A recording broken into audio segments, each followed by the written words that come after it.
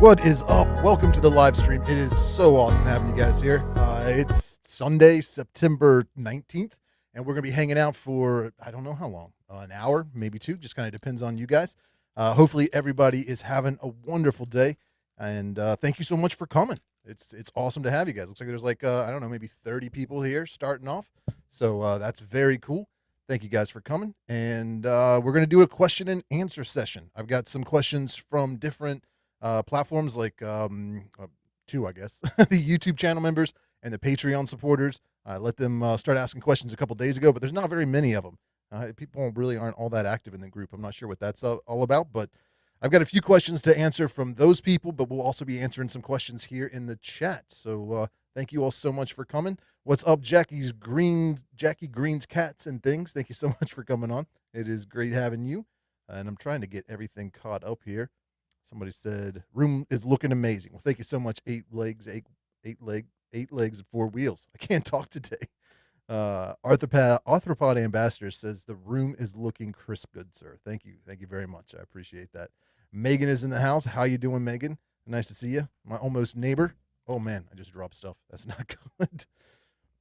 But, yeah, this is a lot of fun. I am making a mess here. So how are you guys doing? I do have a question before we get started. This is something I was trying to figure out before the live stream went, live. And I've been having an issue with this microphone and this camera working together, and like the audio is out of sync with the video. So if that's happening, I've got a backup mic right here ready to go, and that I know definitely will be synced. So let me know if there is a sync issue between the audio and video. If there is, I will just switch the mics real quick. It's like a press of a button. So please let me know that in the chat, and we'll get that straightened out before things really get going. Chris Toop from England. Hello, how are you? Nice to have you. Let's see. Oh, we got one answer. In sync from me. It says Adriana. Thank you very much. I'm glad to hear that it is working out well. Pet time. What is up? Everybody's saying in sync. I didn't realize you guys were so into boy bands. Pick up the things that I dropped. So yeah, it's been a crazy couple of weeks. I've been doing a lot. I don't know if you can see this enclosure right here. There's a video coming out on it very soon. And then just behind my head, there's another enclosure that I also did a video on. I think you guys are really going to like that. So I've been really busy getting those set up, and it just keeps piling up. Like there's this enclosure right here I'm working on. You can actually see not very well. There's a box right behind me. It is a a 4x2x2 enclosure from Custom Reptile Enclosures. Still got to get that set up. Got some other stuff coming in, so I'm just kind of waiting for everything to get in, so I can film this video setting it up. But I think you guys are going to enjoy this as well. But we got a couple other people saying everything's in sync, so I'm glad to hear that. Katharina Meyer, hi from Germany. How you doing? Nice to see you. Thanks for coming into the chat. Arthropod Ambassador says 98 degrees or bust. That is hilarious. Boo in sync. I feel like I just tricked a whole bunch of people into saying in sync. Oh, we got our first super chat of the day. Thank you so much for that. I think still got Wow, that was really loud on my end. I hope it wasn't that loud on your end. MZig61 says, hi, my fiance has a Brachypelma H Sling that has been buried for 2 months, and she's convinced it's dead. When should she go digging for verification of life? She's been upkeeping moisture, etc. Well, Brachypelma, I'm guessing Brachypelma H, you're talking about a Homori sling, and it's pretty typical for Brachypelmas, Aphonopelmas, even some Grammostola species, especially as spiderlings and juveniles, to be buried for months and months at a time. In fact, I've got probably 4 of them right up here on the shelf next to me that, I'm using a square acrylic enclosure, so I can usually look underneath or on the sides along the bottom and see that they're doing fine. But I think if you dug it up, it would just be upset. And one thing I tell people a lot, something I noticed only from setting up time lapse cameras, is that you think that they're not coming up, that they're not doing anything, but in reality, 2, 3, 4 o'clock in the morning, they're actually coming out of their burrow, wandering around a little bit, maybe getting a drink from a water dish or eating some prey you left, and then they go back in their burrow and seal it up behind them. So when you come and look, it doesn't look like they've been out at all, when in fact they have been. So that's something you also have to take into consideration. But if you can't see it, you'd be able to smell it. Like, that's one thing. If it were to die, you definitely would have that smell. I personally, I would just leave it alone for another month or so, and see what happens.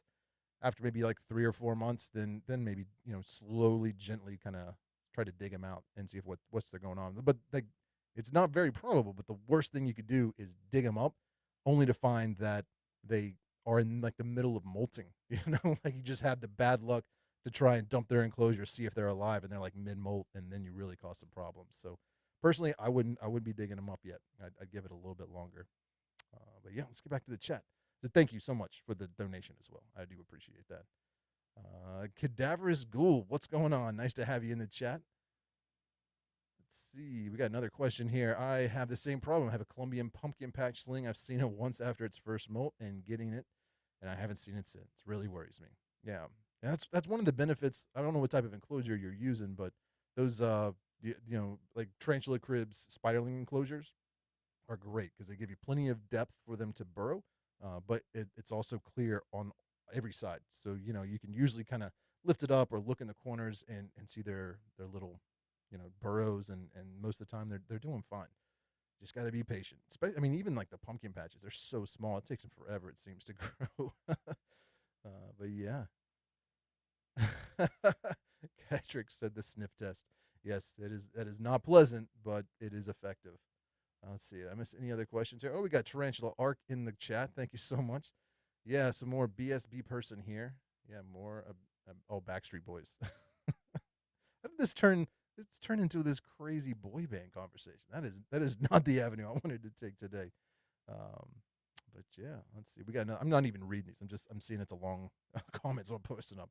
I have my spiders on my room. I have RGB lights, and when I turn them off, they are blue. My spiders are doing pretty well at night, but I'm not sure if my spiders are damaged by the light.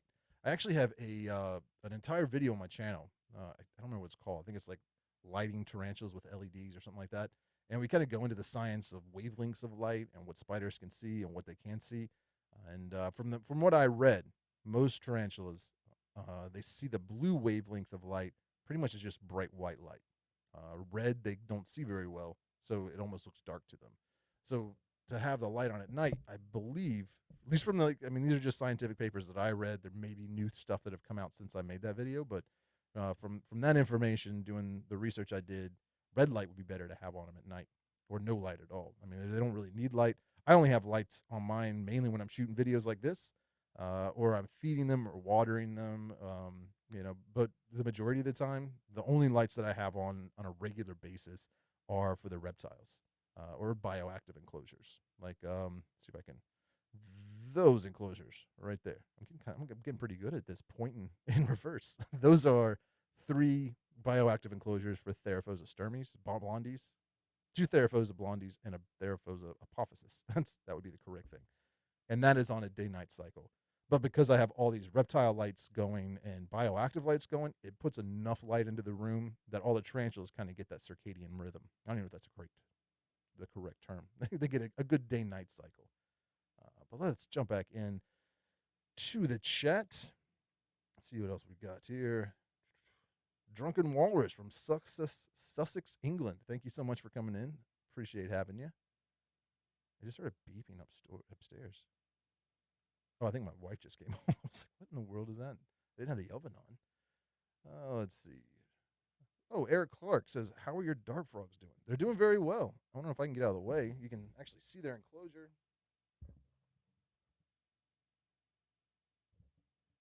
Still, all 4 are thriving. They're doing well.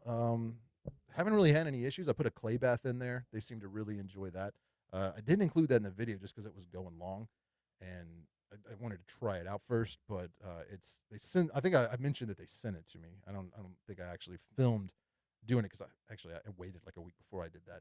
But they've really been enjoying that. They go in there, splash around, and it's supposed to be healthy for them. So they're eating well, they're acclimating well, and people were really concerned. I noticed right off the rip, like that particular species, people thought were very, or maybe they just are, kind of secretive, a little skittish and shy.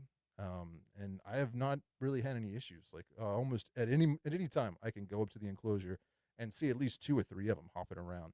They got plenty of places to hide. So like if I spook them, like I'm playing music or I walk by the enclosure two or three times and they'll all go in hiding and I won't see them. But if I just kind of sit still for a while, they start to venture back out.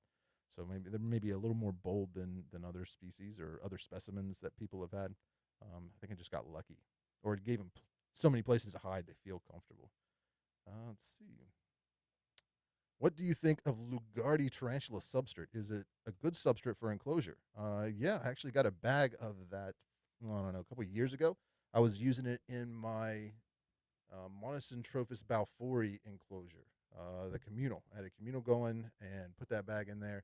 Initially, some people left some comments saying that they have had issues with that substrate in the past and that I was going to end up changing it because I was going to have mold issues and all this kind of stuff. And I did not. I didn't have any, and I got nothing bad to say about that. They held the burrows well.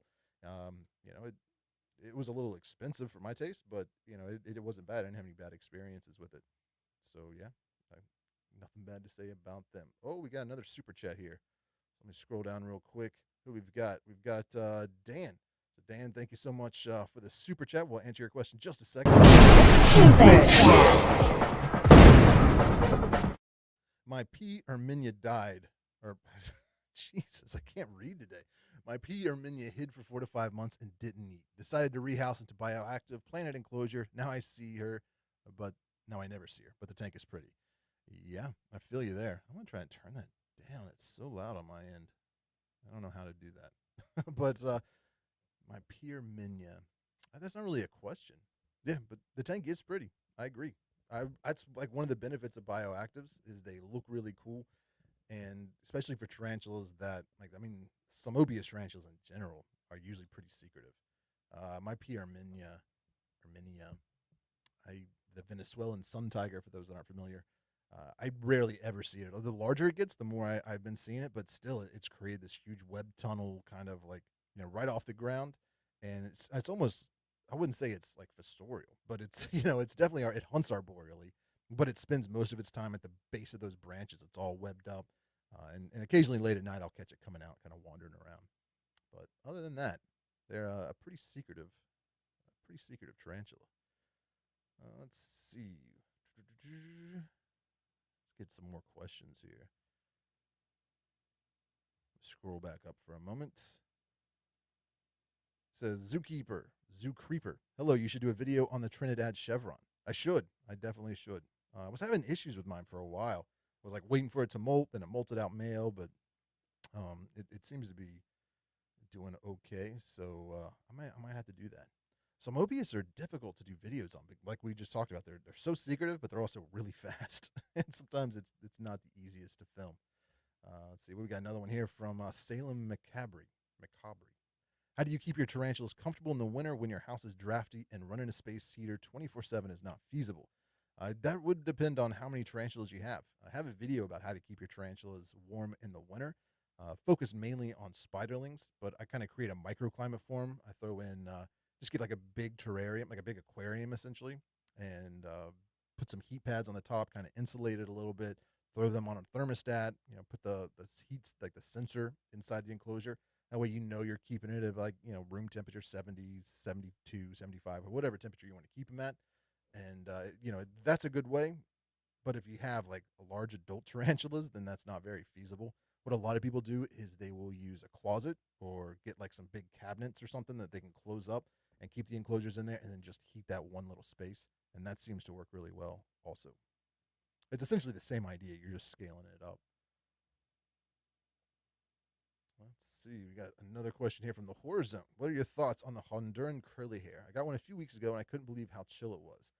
It didn't even move from its packing, no matter how much I used to paint. Yeah, some of those tarantulas, especially some of the New World tarantulas, at least the terrestrials, can be very stubborn and just like freeze up like a deer headlights. But it's a very cool tarantula, great beginner species. I got the only bad I've got four right now at different stages of life. I think I got a spiderling, a couple of juveniles, and no, I don't think I have the male anymore. I sent that one off, but yeah, they're a cool tarantula. Just sucks when they molt out male. Rocky Mountain Reptiles LLC. I'm slightly obsessed with teas because of you. I'm glad. I'm glad to hear that.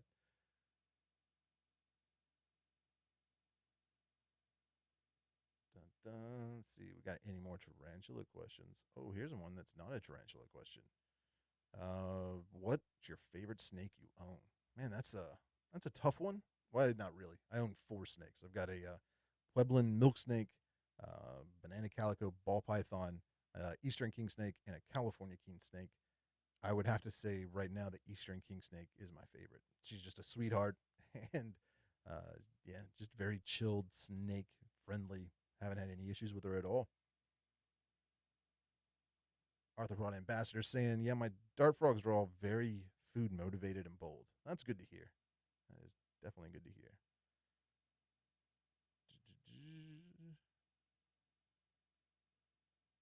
I'm just kind of reading through. Oh, we got someone talking about a paludarium. Daniel G. I finally got my paludarium done. Gonna let it cycle for a month or so before housing some tiger leg monkey tree frogs in it. I don't even know what tiger leg monkey tree frogs are. That sounds like a cool frog. Let's see. Oh, we got another one here. I just read. Sorry for the weird question, so we got to do that one. Do tarantulas require moss for good human moisture? That I put moss in almost all of my enclosures, whether they're moisture dependent or arid, just because I think it looks really nice. It kind of gives it more of a naturalistic look, and yeah, I don't think you can go wrong with that. But someone said my mic is quiet. Corey Goodman, thanks for the $5. Did that help, Corey? Hopefully, hopefully that'll do well. I don't know. Everybody's saying chat can't hear you. All right, I'm catching up. I'm catching up. Tell me if that fixed it. I am way behind. I don't know. Let's see what they say. Much better. Okay. Sorry about that. All right. So hopefully that's fixed. What was the question? Yes, moss is great to keep the moisture up. I mean, just like with any bioactive, that's one of the things you mix in the soil or kind of put around. It will retain that moisture and slowly release it over time. So yeah, if you got a tarantula that's moisture dependent, I would definitely suggest that. Let's see. We got another one. That's better audio. Glad to hear it. Fix the audio. And thank you so much, Corey, for the super chat, letting me know. That definitely got my attention. I've got like two different chats going. One that's like constantly feeding, and the other one over here. I'm just trying to slowly work down to the questions. So I'm glad I looked over. Live streaming is I should like turn the camera around so you can see all the just junk, all the random equipment and knobs and dials and stuff to try to keep all the levels going. So we got the mic fixed. We can skip through those. Do you have a Choco Golding knee? Says Ishmael. Ismail Ahmed. Yes, I do. I made a few videos on him. Well, one species specific video on the Choco Golden knee, and then it's made it in some other videos from here to here, here and there. About 40, about 40, about 40. Does a tarantula need UV light? No, they do not. In fact, they prefer no light, really. I mean, it's good to have like ambient light in the room so they can tell night and day, but other than that, they're not gonna enjoy that light very much. Skip through all of these. You wouldn't happen to know where I can get fruit flies online that doesn't cost a bunch of money, do you? My local pet store is supposed to have them, but never have them. Yeah, my local pet store charges like $11 or something but they also charge like a quarter a cricket. I mean, it's ridiculous. I can just go to the pet store on the other side of town and you pay 6 cents a cricket, and they just won't come down on their price. So I'm almost to the point like I'm just not even gonna go there because I always have to get crickets when I'm at the pet store, and they're just gonna be ridiculous about their pricing. But that pet store that has the cheap crickets doesn't carry fruit flies. So check out. I know I got some. I don't really remember what their price was, but where I got my dark frogs, HoustonDarkFrogs.com. If I remember right, they had really cheap fruit flies, as does Josh's frogs. So I would suggest checking out those websites. Let's see. Would you recommend where to go? Turn up your mic. Turn up your mic. I got it. I got to catch up. Um, I really feel like I saw a question, but I don't know where it went. So we're just gonna move on down the line. Jeremy Hurt says, "How many teas do you have in your collection?" Last time I counted, it was 165. But since then, some crazy things have happened. So it's well over 200 now. And I don't want to give it away. I'll give you a hint. I think if you're in the Patreon or a YouTube channel member, you already know this, but I recorded a podcast on my second channel, the Exotic Pet Collective, that will be out next. When will it be out? Next Friday, next Thursday. So wait, this coming Thursday. So that will be out. And I did an interview with Dr. Linda Rayer. She is in the entomology department of Cornell University. She's an arachnologist, a biologist. She goes out in the field, studies huntsmen, but also tarantulas and other spiders. And her main focus is on social species, social spiders, essentially. So she looks at the social behavior in huntsman spiders and in tarantulas and stuff like that. And in our conversation, we were talking about communal tarantulas like the Monocentrophus balfouri, and people have been saying, the H. gigas is communal, and some species of Poecilotheria are communal, and Neohetheli inci is communal. And it just in the course of the conversation, I was like, that I don't know about the Neohetheli because there's been multiple YouTube channels that I follow that have tried keeping those communally, and they've ended up separating them because they started cannibalizing each other and things were just not really going well. And she kind of like clapped back at me. And it's like, no, that's not the case. In fact, her experience has been the exact opposite. She started with one communal with I don't remember. You have to listen to the podcast to get the whole story because I'm doing it from memory and my memory sucks. But she started with one communal and maybe we'll just say, I'll make up a number. We'll say she had 8, and that communal thrived to the point she was like, I got to split these up. So she split them into 2 communals.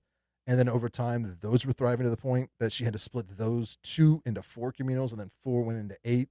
And I think at the time we were recording the podcast, she had 12 or 14 communals. She just kept splitting them up, put them in larger enclosures. And just how she was doing it, they are thriving. They're doing really well. And she's like, I can't give these away fast enough. And jokingly, I was like, well, you should give me some then. And she did. She sent me a whole bunch of them. So I set up this huge, massive communal, and I did it specifically following her guidelines. I talked to her on the phone while I was setting up, got a bunch of tips and stuff like that. So hopefully this will be some video evidence, some video proof that the species can be kept communally. So far, they're doing really well. I've got Corey Goodman, says, member for 14 months, subadult. Hey, this is a new feature. Just stopped in to say hi. Headed to the arcade with the kiddos. Have good. Oh, that's awesome, Corey. Yeah. You've been a member for a minute. And if you want to be a member, just get that little cool icon next to your name in the chat. All you have to do is hit that join button down below. That'll give you that ability. But you can also join on Patreon. But I can get back to these questions. Yeah. So over 200. Wow. Yeah. It's a little ridiculous. Let's see. Let me catch up here. This is an interesting one. Were you ever afraid of spiders growing up? Definitely. I think I've told this story on the podcast before, or maybe in a live stream. I don't remember. But I was young, very young. I was born here in West Virginia, and then we moved out to Oklahoma City, Oklahoma for a while, and then moved back a couple years. I don't know. I was young. I don't remember. Before I went to kindergarten, we moved back to West Virginia, and on our way back, I remember stopping at a gas station. I was young enough that I had a blanket. I still carried a little security blanket around like Linus, and I remember being in the restroom of a rest area somewhere and seeing one of those big stag beetles, like the big beetles with the huge pinchers, and being like, oh, that's creepy. And my dad essentially being like, well, if you don't bother it, it won't bother you. Just stay away from it. And I guess it was more than one, or maybe somehow that bug got one of those stag beetles got on my blanket and then got into my shirt. So we're driving down the interstate at night, and I just start feeling this pinching going on inside my shirt, and I'm freaking out, losing my mind. They pulled over, ripped my shirt off. They found that stag beetle, and from that moment on, I was freaked out by spiders and beetles and anything that was like an invert, because I was like, it's somehow going to end up in my shirt and attack me. So I kind of got freaked out by that, and from that moment on until I was about 18, I was scared. But keeping a tarantula, and that's kind of how I faced my fear and got over it. And now it's getting a little crazy. Jolanda says, hi, Richard. At what time can we see if your spider is a male or female? Well, pretty much. There are people that sex them pretty young. There's, join the Facebook group. There's a lot of people that can help you. You just look at the molt, A lot of times, you got to do it under magnification. Typically, when they're juveniles, a lot easier than spiderlings, and adults are much easier, or subadults. But there's always, that ultimate molt when the male comes out of its molt, and it either will change its look completely if it's a sexually dimorphic species, or it will like the Singapore blue, Omothymus violet sepes. It'll go from being black and purple to like bright gold. The Salmopius victori, I thought I had a female because it's like half and half red, half black, and it molted pure black. So I was like, well, I guess it's a male now. So you look for those tibial hooks, those palpal bulbs, and that's definitely. But if you want to know before that ultimate molt, it's really going to depend on the species, what size they are, and how good of a magnification device you have. Let's get back into the chat. Oh, we got a super chat. Who was that? Scroll down, see if I can find that super chat. Zoo Creeper with a super chat and a nice super chat. Zoo Creeper says, "What is your favorite live plant to have in a heavily webbed enclosure?" I don't know plant names very well. I'll be honest with you.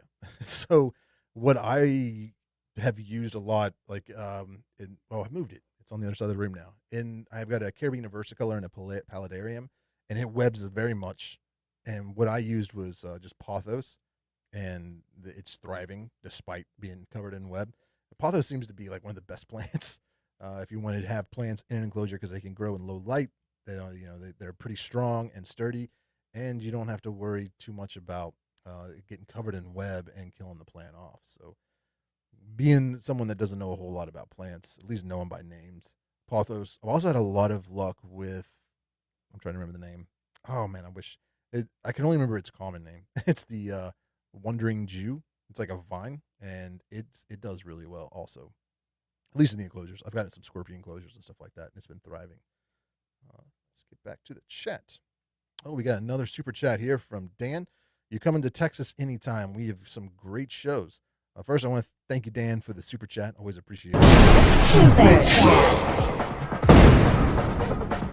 It is just so loud in my headphones. I really hope it's not that loud for you guys. But, I lost let me get the chat back up here. Pause that. So, Dan, thank you for the $2. Are you coming to Texas anytime? I don't have any plans right now to go anywhere. I was actually supposed to go to Tucson next weekend. I was going to leave actually Tuesday, the 21st, and head down to Sky Island Ranch. I think it's Bugs in Cyberspace and Shapes in Nature. Have a bed bug. They do like bug tours. They take you out into the desert and check, look for snakes and inverts and other reptiles and stuff like that. And I was really looking forward to it, but some stuff changed in my personal life, and I just can't get out of town right now. I got too many responsibilities and stuff. But I was going to hopefully be there to film some videos with them, check out their space and what they got going on, and then hit a reptile expo in Tucson. That was like the 22nd or 23rd, something like that. It was a Saturday before I flew back home. And I mean, I know that's not Texas, that's Arizona, but it was close, I guess, in the grand scheme of things. But until all that stuff kind of gets, straightened out here at home, I'm probably not really going anywhere. And since, we're talking about that, I did have a question from one of the Irie Rogue says, one of her questions, she's a YouTube channel member, says, when are you coming back to Fear Not Tarantulas in Virginia Beach? That's what she wants to know the most. And so the same answer applies. I don't really know right now. That was like the last time I really left the state, and hopefully it won't be much longer before I'm able to get back out again. But as of right now, I got no plans on going anywhere, unfortunately. So, yeah. Tarantulark says, dang, was looking forward to seeing you in Tucson. I know, I was really looking forward to going. I really enjoy Arizona. I haven't been in maybe like 4 or 5 years, but I really enjoyed it. And I really enjoyed Peter and Jesse, and was looking forward to hanging out with them as well. I mean, I still am. I'm still going to be doing it. It's just kind of getting pushed back a little bit, but I will definitely let you all know when those plans get put back on. Let's see. Get back into the chat. This is an interesting question. Jennifer Livingston says, how did you go about creating your YouTube channel intro? What apps did you use in that process? I'm in the beginning stages of starting a business. If you're talking about the old videos, because I don't really do much of a channel intro anymore. If you're talking about like a little clip going into the video, back in the first 50 videos or something like that, I had a little 10-second or 20-second intros. Those I actually hired someone on Fiverr,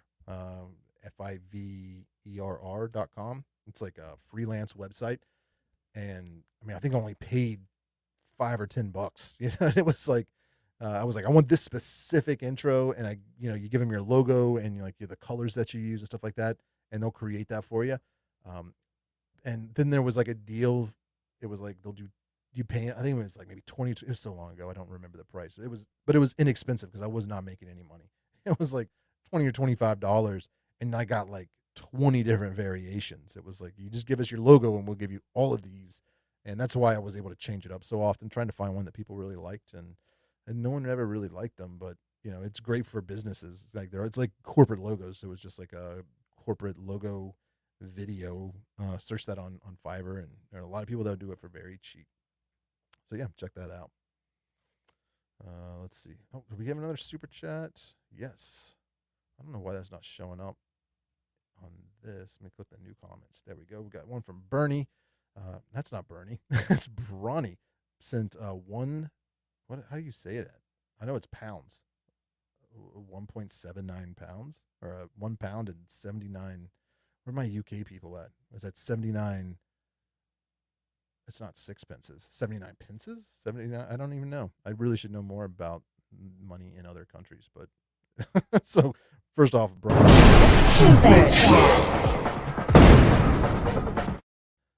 Best tarantula for the Cottagecore lesbian. I have no idea. I gotta Google what that means. Cottagecore. I am so uncool.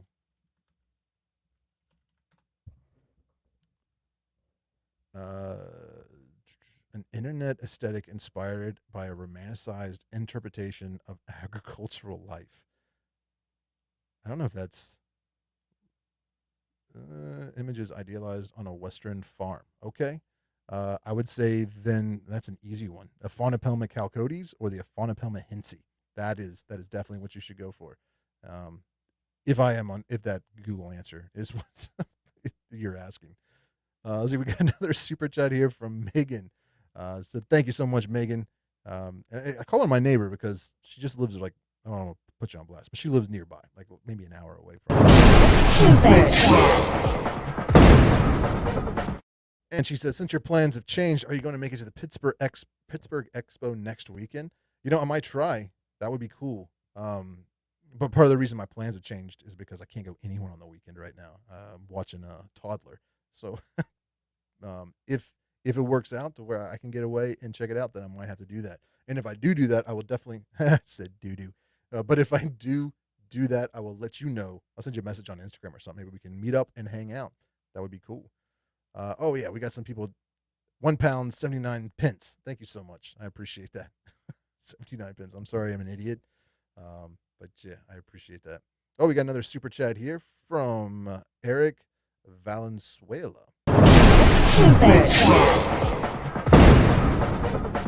How do I keep my Arizona blonde Sling warm in the winter? I've been told to stay away from heat lamps, pads, etc. I am in Colorado. Yes, you definitely want to stay away from heat pads and heat lamps because tarantulas are kind of dumb. Like a reptile will self-regulate its heat. It'll go in there until it warms up, and then be like, all right, I'm getting too warm, and then it will move.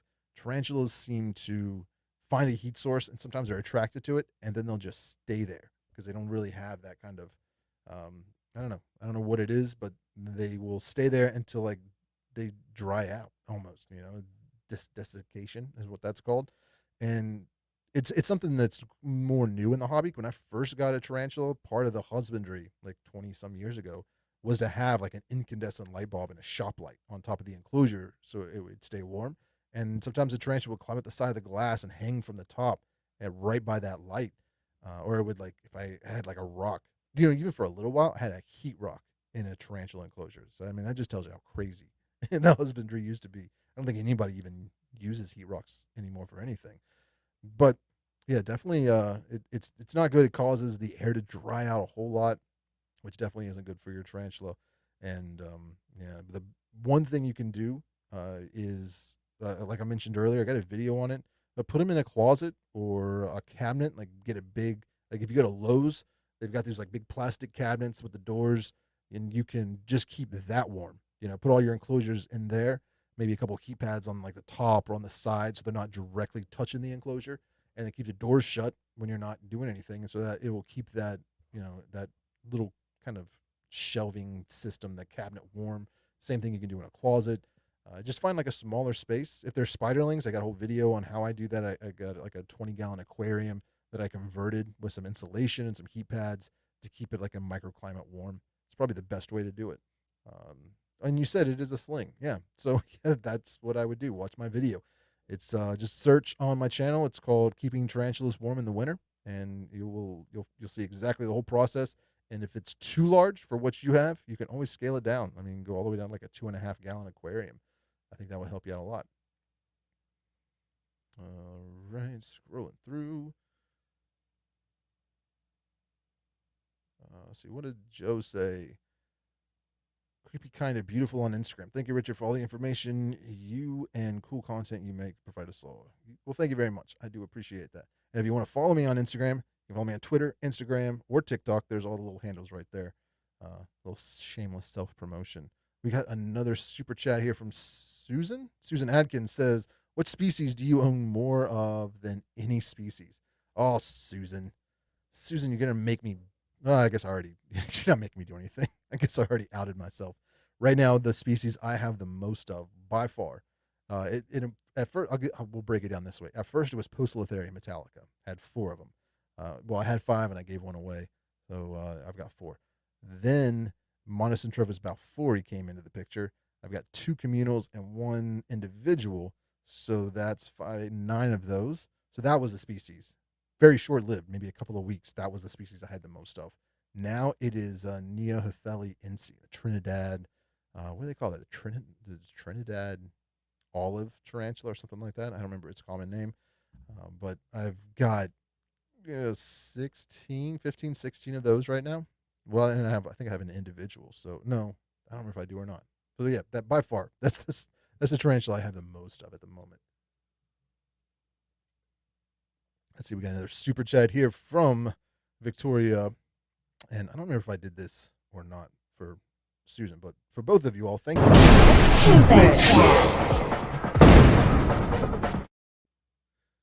Victoria says 4 pound and 49. What, Richard? 4 pounds and 49 pence. Victoria, thank you so much for the education. And says, what's your wife's favorite tea or spider? That's a great question. She's not like extremely into them like I am. If I had to guess, so the one she thinks probably the prettiest would be, I would have to say probably the Poecilotheria metallica. That's usually the one she is in awe of when she comes down here and checks things out. But she also really likes the Losiodora periabana. I've got a big male, and I think she really enjoys that one as well. Let's see, Tarantula Art coming in with a question. One of the moderators in the group, so always got to look out for her. She says, Richard, you ever going to do a video on how to maintain the live plants in your bioactive enclosure? I guess I could. I'm not the best at it.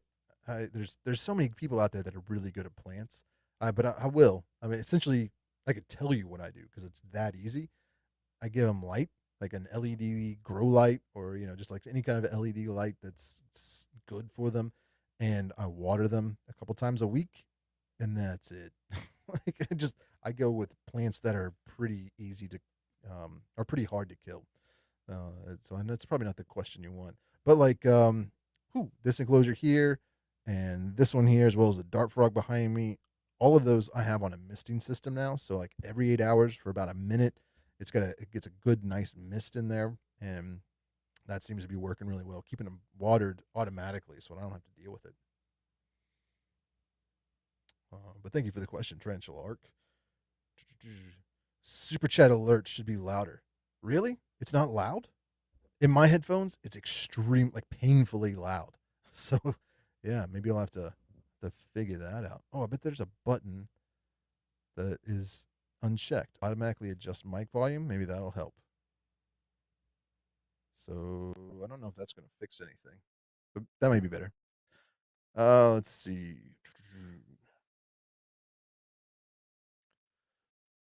Let's get down to the comments. If you've asked a question, and I'm trying to keep up with this, so if you've asked a question and I skipped over it, feel free to ask it again in the chat, and hopefully I will catch it. I'm trying to get as many of these as I can, but there's 128 of in here watching, so yeah, sometimes I'm not keeping up very well. No, super chat. What did she say? Is loud. Trust me. Okay. It's loud enough. All right. Well, maybe this will fix it. I changed so it's automatically balancing, not counting on me to do the audio balancing. So maybe that'll help. We'll find out next time somebody sends a super chat. Oh, and we just got one. So we'll test it out. Let's see what we have. Matt Allen says, just to say thanks for the great info and top quality videos. Thanks a lot, man. I really appreciate that, Matt. Let's check out this super chat. No, that still sounded pretty loud in my ears, so I don't think that's working.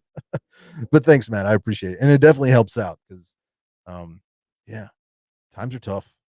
YouTube is not paying well, so these super chats definitely help out. Just kind of help, maintain the enclosure.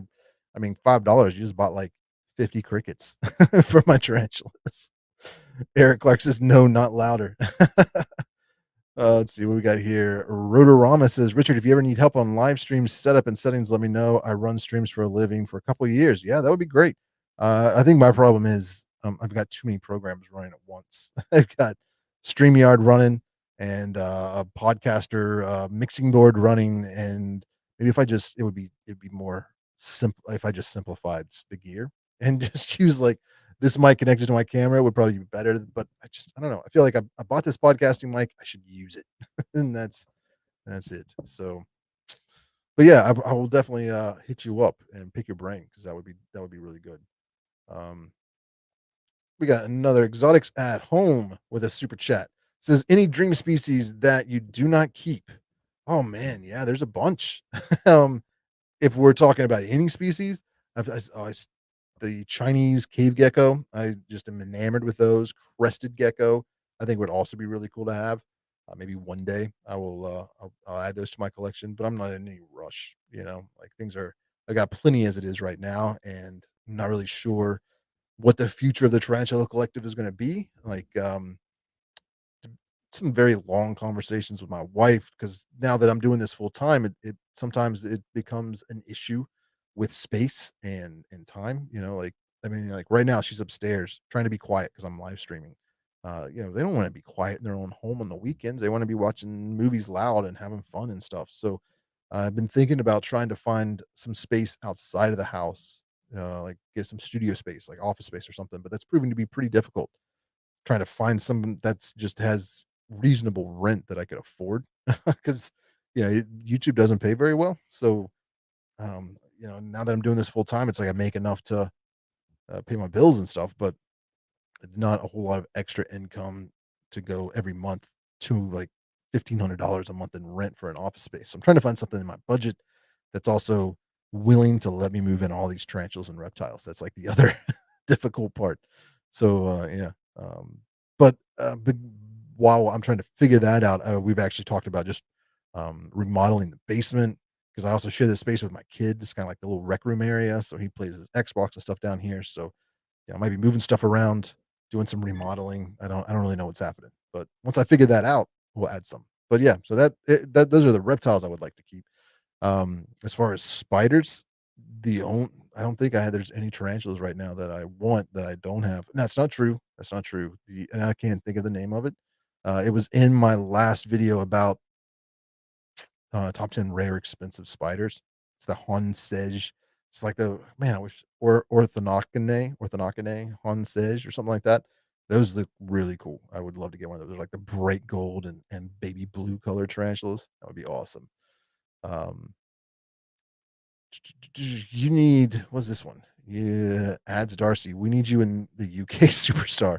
I'd love to go to the UK. That would be awesome. Tarantula Cribs coming in says substrate or substrate, cat 10 or T collective 10. What he is suggesting is kind of funny. Uh, cat 10 is a discount code you probably never want to use because you should use T collective 10. If you go to tarantulacribs.com, and pick up any enclosure and use the code TCollective10, you get 10% off your entire order. If you use Cat10, they actually charge you 10% more. So, don't use Cat10. Thanks for the donation, Tarantula Cribs. Huge supporter of the channel. I love you guys. You all are awesome. So thank you so much. Let's see. Oh, this is a common question. Uh, that wasn't a question. Maybe it is. Is it? I don't exactly la llama. It is incense smoke harmful for tarantula spiders? Harmful. You didn't say. I can't read is part of the problem, and it was worded strangely. So that's we're we're not meshing here. Is tarantula smoke harmful for spiders? Not tarantula smoke. Is incense smoke harmful for spiders? Jeez, I'm not doing well today. That is a hotly debated topic. Um, I am sure that it's not good because tarantulas probably are pretty sensitive to those chemical smells, and or at least the chemicals that are in the smoke. And I know that some people have, not knowing what caused the death of their spiderling or their tarantula, have blamed it on, incense or cigarettes, or I mean, nicotine is a insecticide, so that could be a problem as well. Um, oh, by the way, thank you for the shirt, Tarantula Cribs, since you're hanging out in the chat, sporting your shirt.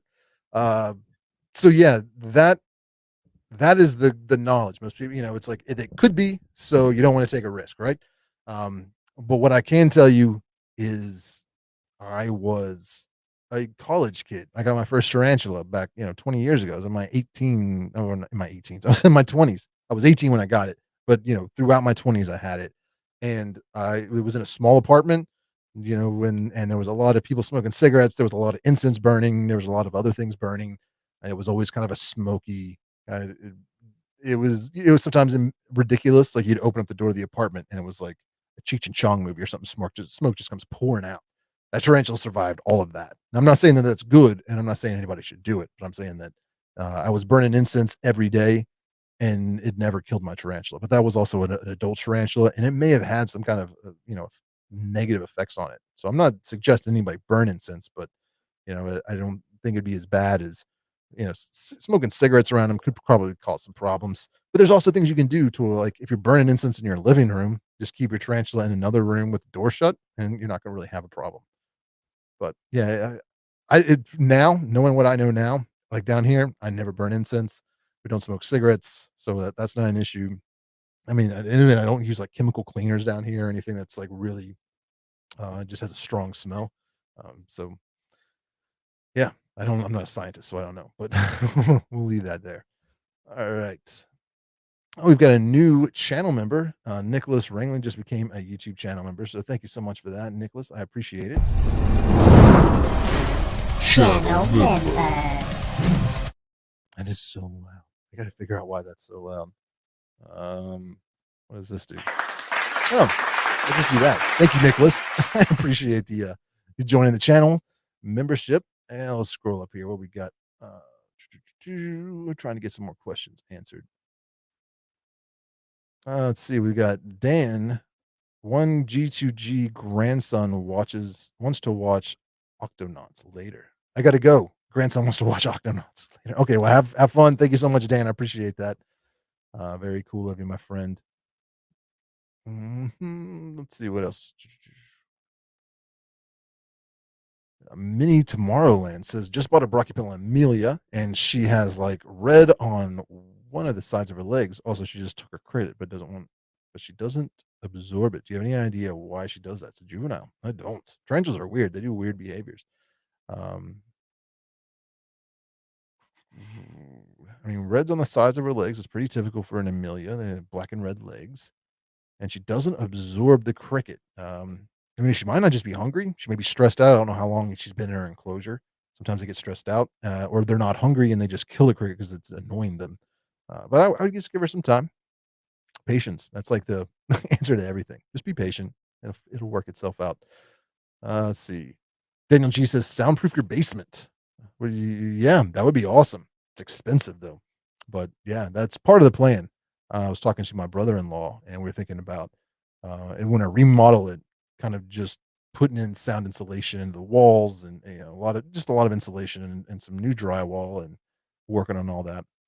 But the issue is I mean, not to get too personal, but there's always the threat because I live real near a creek, so I don't wanna invest too much money into the basement because we are technically kind of in a floodplain. So there's always that chance, that worry that the basement could flood, but, not like feet of water, but a couple of inches of water. That's why, like, I don't know if you probably can't tell, but like all the enclosures, everything on these shelves is up at least a couple inches off the floor. Some of them are, like 6 to 8 inches off the floor. That's just in case I'm out of town or something, and then there's a bad storm and a couple inches of water come in here. So, I have to get a sub pump or a better sub pump. It's a mess. It's like if I'm gonna invest money into the basement to make this a studio, it's gonna end up being a pretty big investment. But, thanks for the tip. I appreciate it. All right. What we got? Scrolling through, answering questions. T Collective 10 here. My dude. Thank you so much, Christopher Lowe.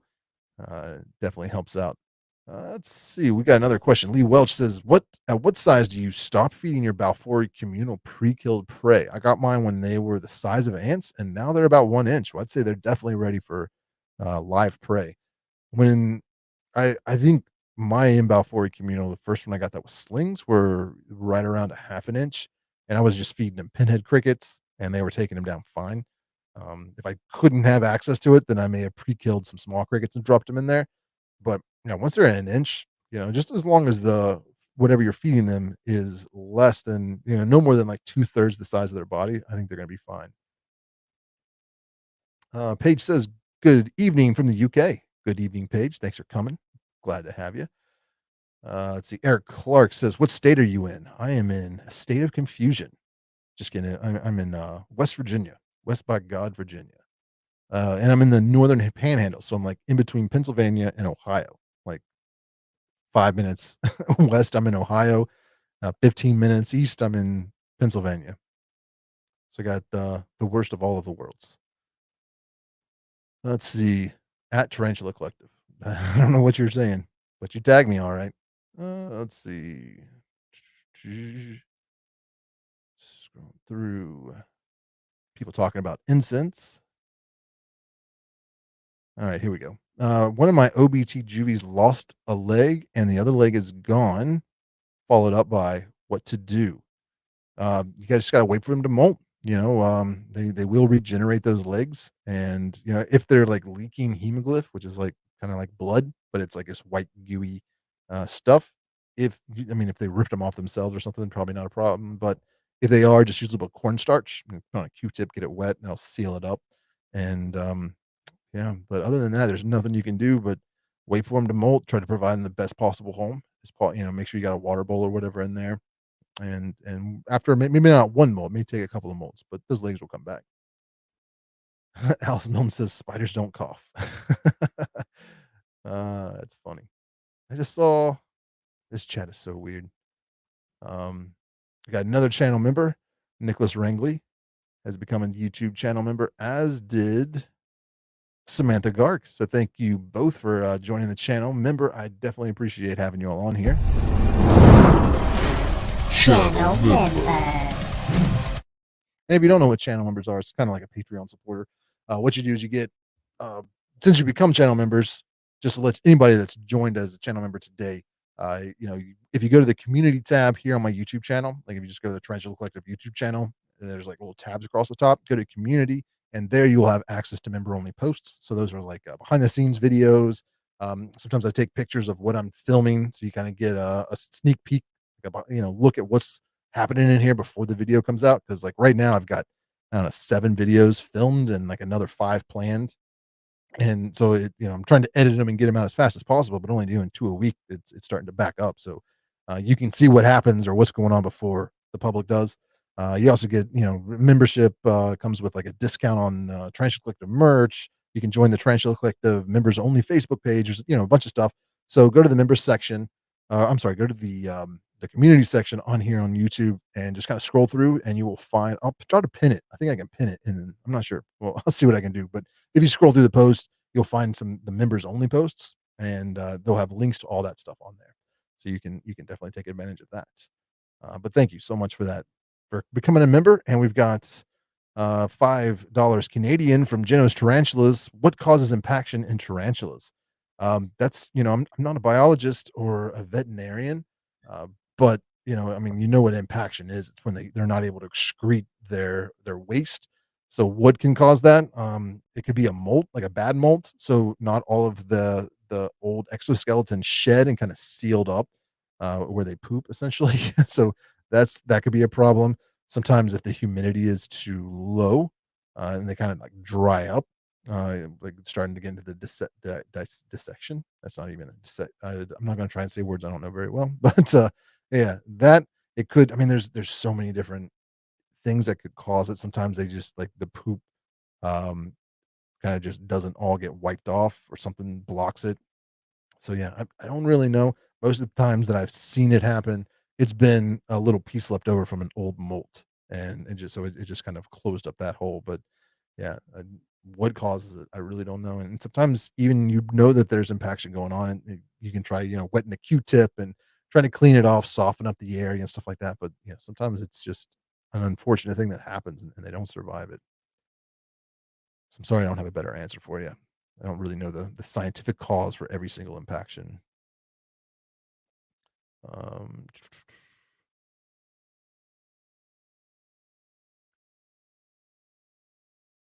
let's see. Can waxworms be just left in if not eaten right away? They can, because what they'll do, and I know this from experience, is they'll kind of cocoon up, harden up, and then they emerge as moths. So sometimes I'll get waxworms, and because I feed them to my geckos and stuff like that. Some tarantulas, I don't feed them to the tarantulas too much, just because they're like really fatty and just doesn't seem like a healthy snack. But when they pupate or whatever and they become moths, I throw them in my aviculary enclosures because they love hunting those moths. So sometimes, like, if they like harden up, go to that pupate stage or whatever, I'll just take those and throw them into my aviculary enclosures, knowing that eventually they're going to emerge as moths, and the avix love, and the Caribbean versicolor loves them as well. So yeah, yeah, I think you'll be fine there. They're not going to bother them or anything. Let's see. What's an appropriate size enclosure for an adult T. avipulosis or an asamani? The rule of thumb really is like 3 to 4 times the leg span of the tarantula. Personally, what if you go to, again, tarantulacribs.com, look at their large adult slider, that's perfect for that type of tarantula. I think that's comparable to like a 5-gallon aquarium. So it kind of gives you an idea what you're looking at there. We got another super chat um, from $6.99 Canadian. So thank you so much, Albert to Guide. I appreciate the super chat. He didn't ask a question though, so just solid move there. Thank you very much. Super chat. And we got I get back in the chat. Almost just ended the broadcast. That would have been disastrous. Lee Welch is a new channel member. Thank you so much for becoming a channel member, Lee. And I think I saw another one, but maybe not. I don't know. What is the long? Hey, here we go. Lee Welch. Do you live in West Virginia? Christopher Lowe is asking. Do you live in West Virginia, Christopher Lowe? Moving on. Let's see. Emily Swackhammer says, "What is the longest a tarantula has been in pre-molt for you?" Oh man.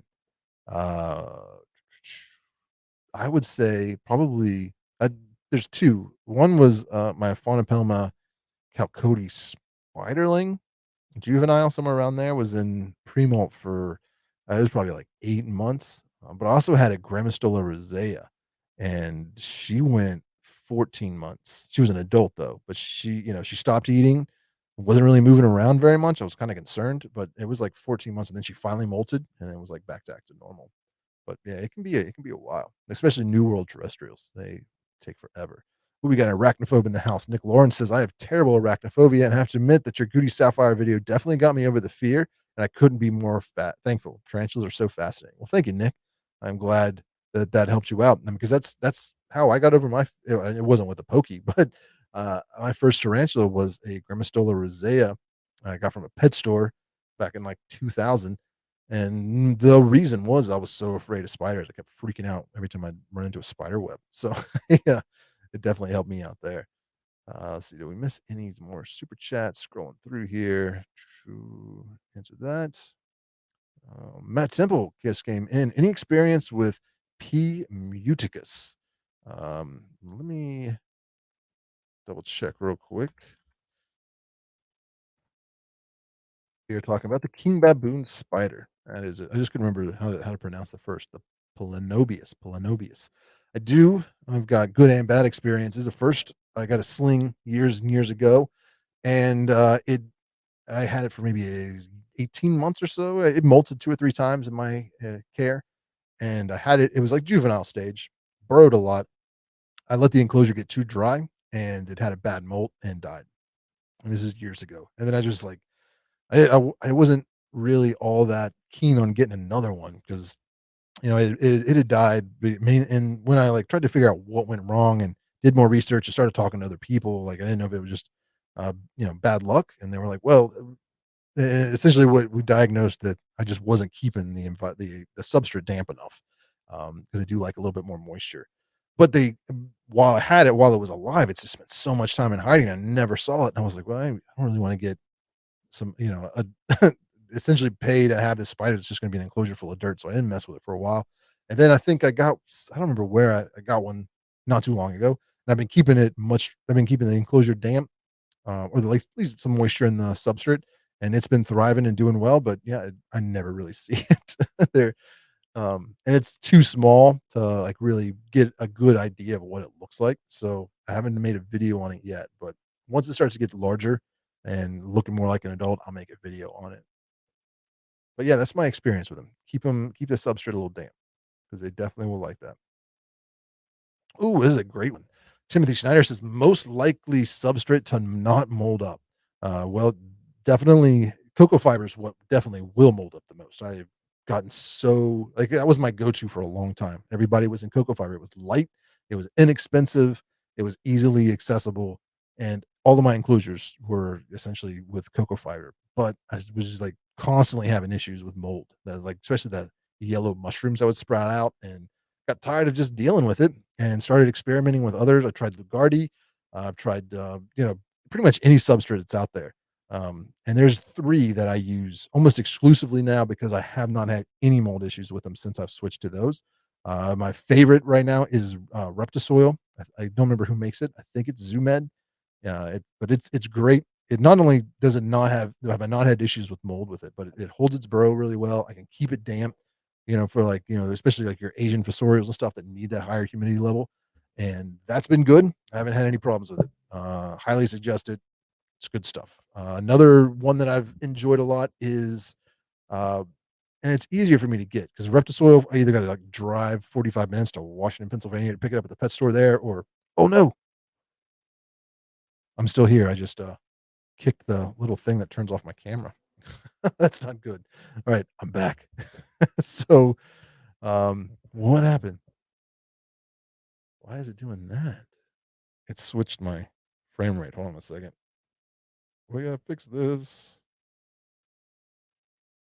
So Reptisoil, that's a good one. And then I think it's Zilla makes Jungle Mix, which is also good. So it kind of looks a little bit like cocoa fiber. Not as bad though. I enjoy that one a lot. And there we go. So I definitely use that, and just bear with me. Hopefully, I don't know why this isn't working. My camera's just like not. It's not working at the moment. Hold on a second. Reboot. But I'm still with you. It's just a black screen, so bear with me. Let's see. It's still dark. Um, all right. Let me try and fix this. I'm still here with you. I know it's dark, but we're gonna fix this. Can't believe I did that. Such a rookie move. All right. So, Jungle Mix is a good one. You got Jungle Mix and Reptisoil. And then if you go to BioDude's website, biodude.com, they have a substrate specifically for tarantulas called, what is it called? Terra Arena, I believe, something like that. And that one's been really good. I've enjoyed that a lot as well. I'm trying to get this fixed. I see the super chats coming in, so bear with.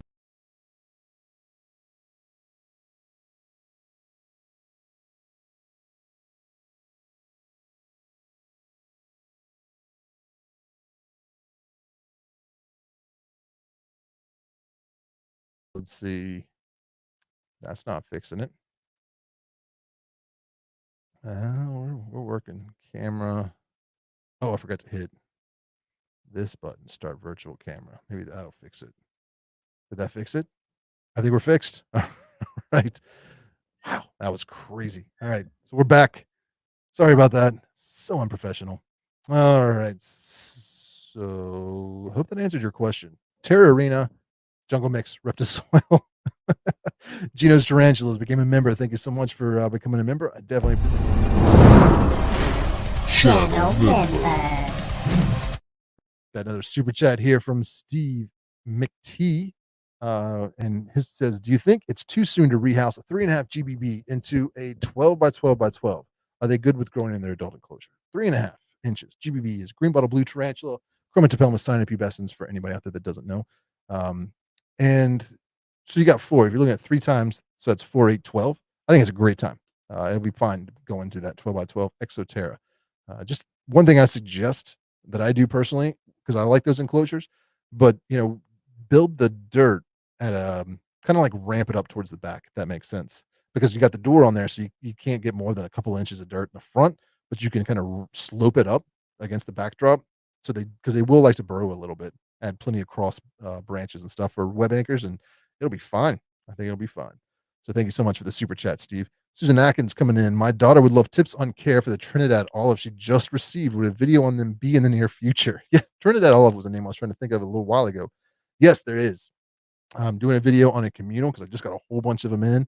So that'll be the first, like just kind of setting up this huge communal and talking about keeping them communally and stuff like that. But then after that, I'm just going to be doing a species specific video on the care and husbandry, whether you've got one of them or 20 of them. So yes, Susan, that will be coming out in the near future. So at least by the end of the year. So tell your daughter to keep an eye out. What's your favorite spider movie? Says Overdose. That would be, and mainly just because of the actor in it, but Arachnophobia was like the first one I saw. So that was, a great one. But Kingdom of the Spiders. It's starring, um, oh my gosh, I just forgot his name. That's embarrassing. Too many things going on in my mind at the same time. William Shatner. That's his name. Kept want to say James Tiberius Kirk. And I'm like, no, that's his character's name, William Shatner. It's a horrible B movie from like the 70s, but it's got all kinds of tarantulas in it. It's pretty funny. So yeah, definitely check that out. Why is my camera not focusing now? I don't know. I really screwed that up, didn't I? All right. So moving on. What else we got here? It's really not focusing on me at all, is it?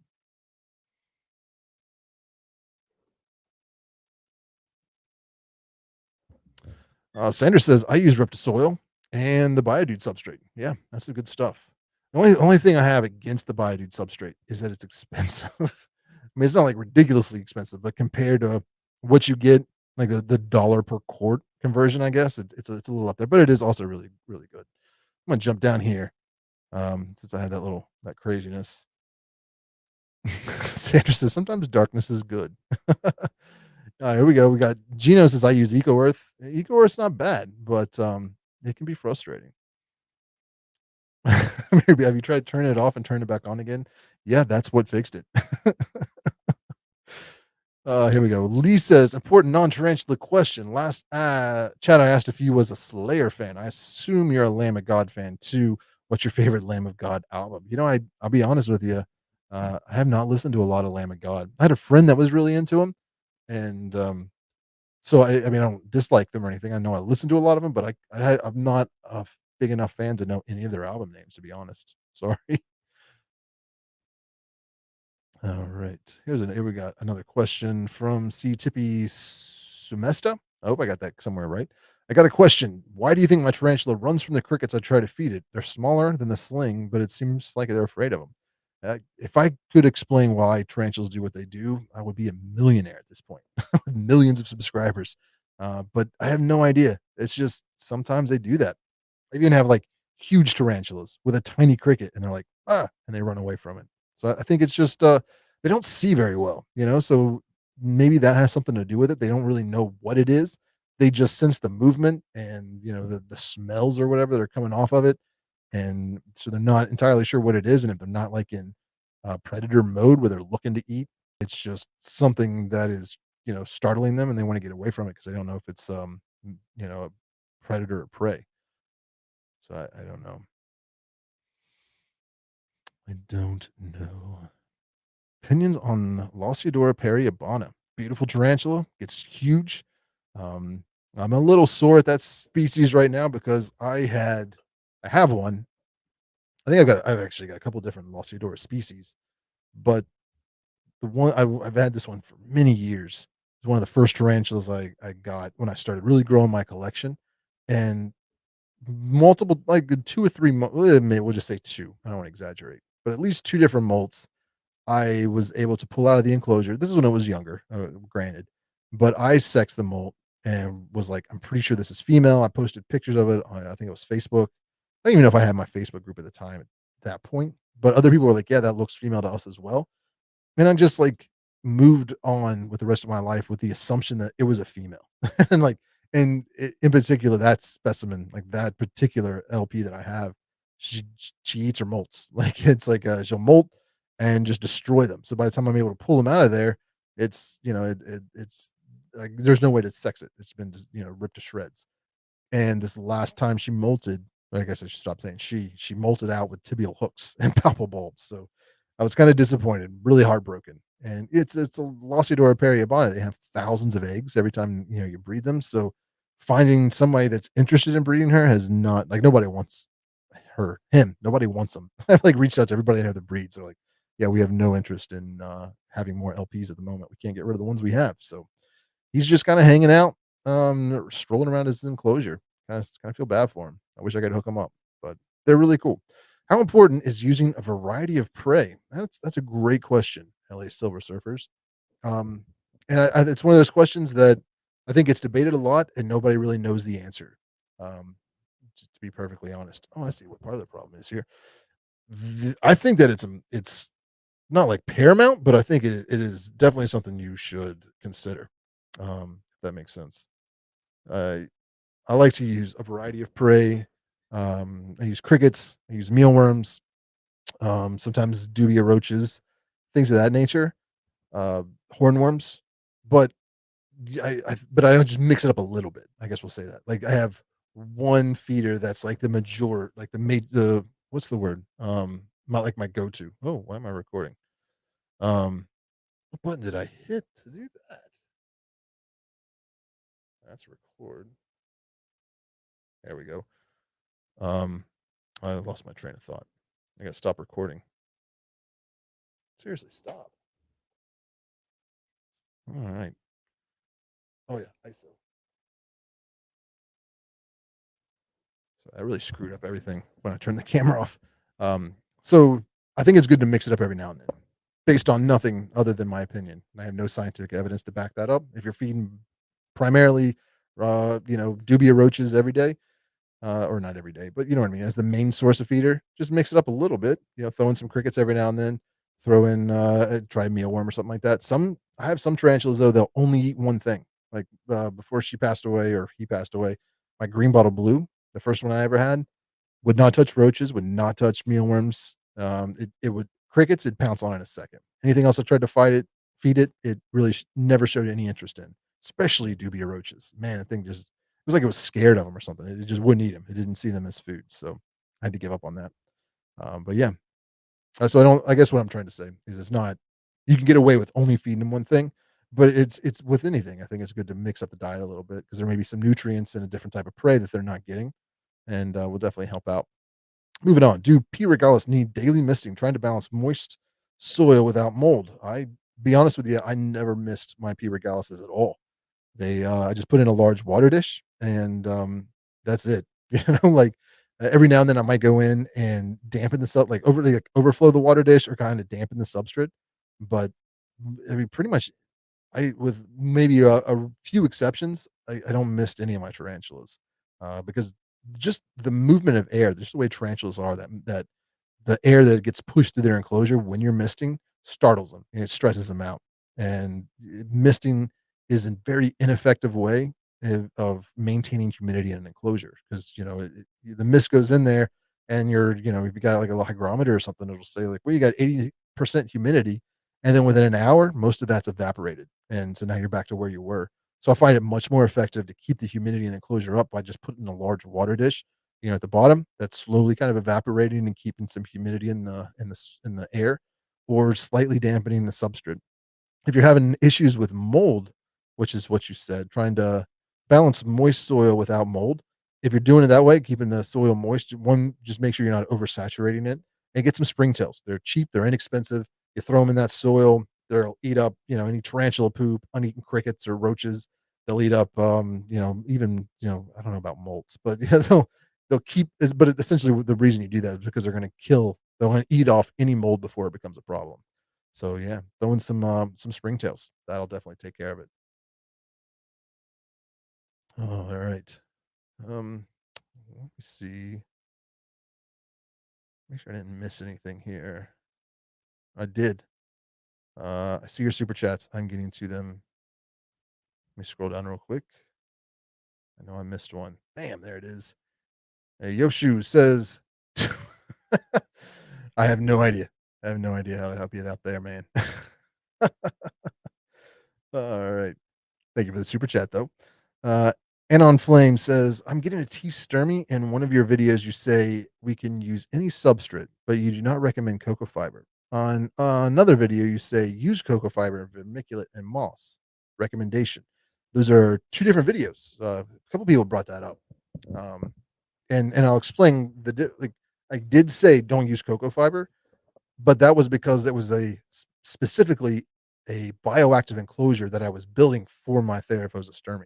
That's why you can't use cocoa fiber, or I don't suggest you use cocoa fiber because cocoa fiber is not a good substrate for a bioactive enclosure because your springtails and stuff like that. It's not going to retain the moisture very well. It dries out really easy. It does have a lot of issues with mold, and when you're doing a bioactive, especially with isopods and springtails, and especially isopods, you have to have pieces of wood in there and leaves and branches and stuff like that because they feed off rotting wood. And then also, I don't know, it's just when it comes to bioactive, you need something a lot more organic with some peat moss and organic soil and stuff like that. So I think that's why a lot of people got confused because they're like, well, in this video you said you use cocoa fiber, and this one you say don't use cocoa fiber, and that's because one video was talking about just setting up an enclosure for a tarantula, and then the other one was a very specific bioactive enclosure. And pretty much all the research I've done on bioactive enclosures, no one suggests using cocoa fiber as the main substrate. Like you can maybe mix some cocoa fiber in with another substrate that you're using, but maybe to like you know stretch it out a little bit. But it as your sole source of substrate, cocoa fiber does not work for bioactive. So that's why I said that.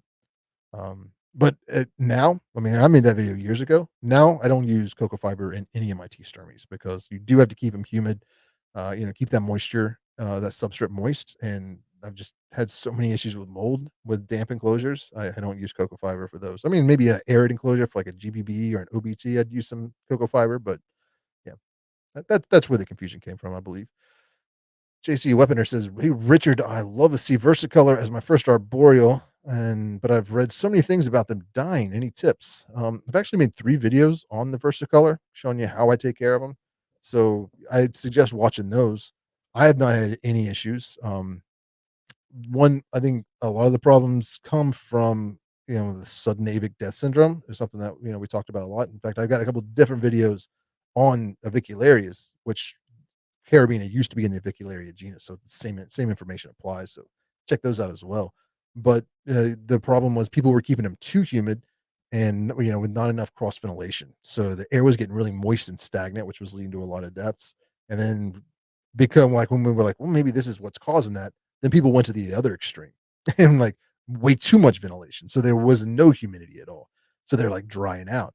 So, you can't go to extremes, and those extremes are never good. You gotta find a good balance. So some good cross ventilation and, like, I don't mist them at all, like we just talked about a little bit ago. I just add a water dish, keeping them are like, maybe in a bioactive has helped a lot, but for slings, that's the only when I say I don't miss my tarantulas, for the Caribbean and versicolors, when they're really small, I have like a small dram file or like a tarantula cribs enclosure, and they will kind of web up the top, and I'll essentially it's not really misting, it's more like I'm dripping water on their web. That way they're able to kind of get it and get a drink because a lot of times they don't go down to the bottom where a water dish would be.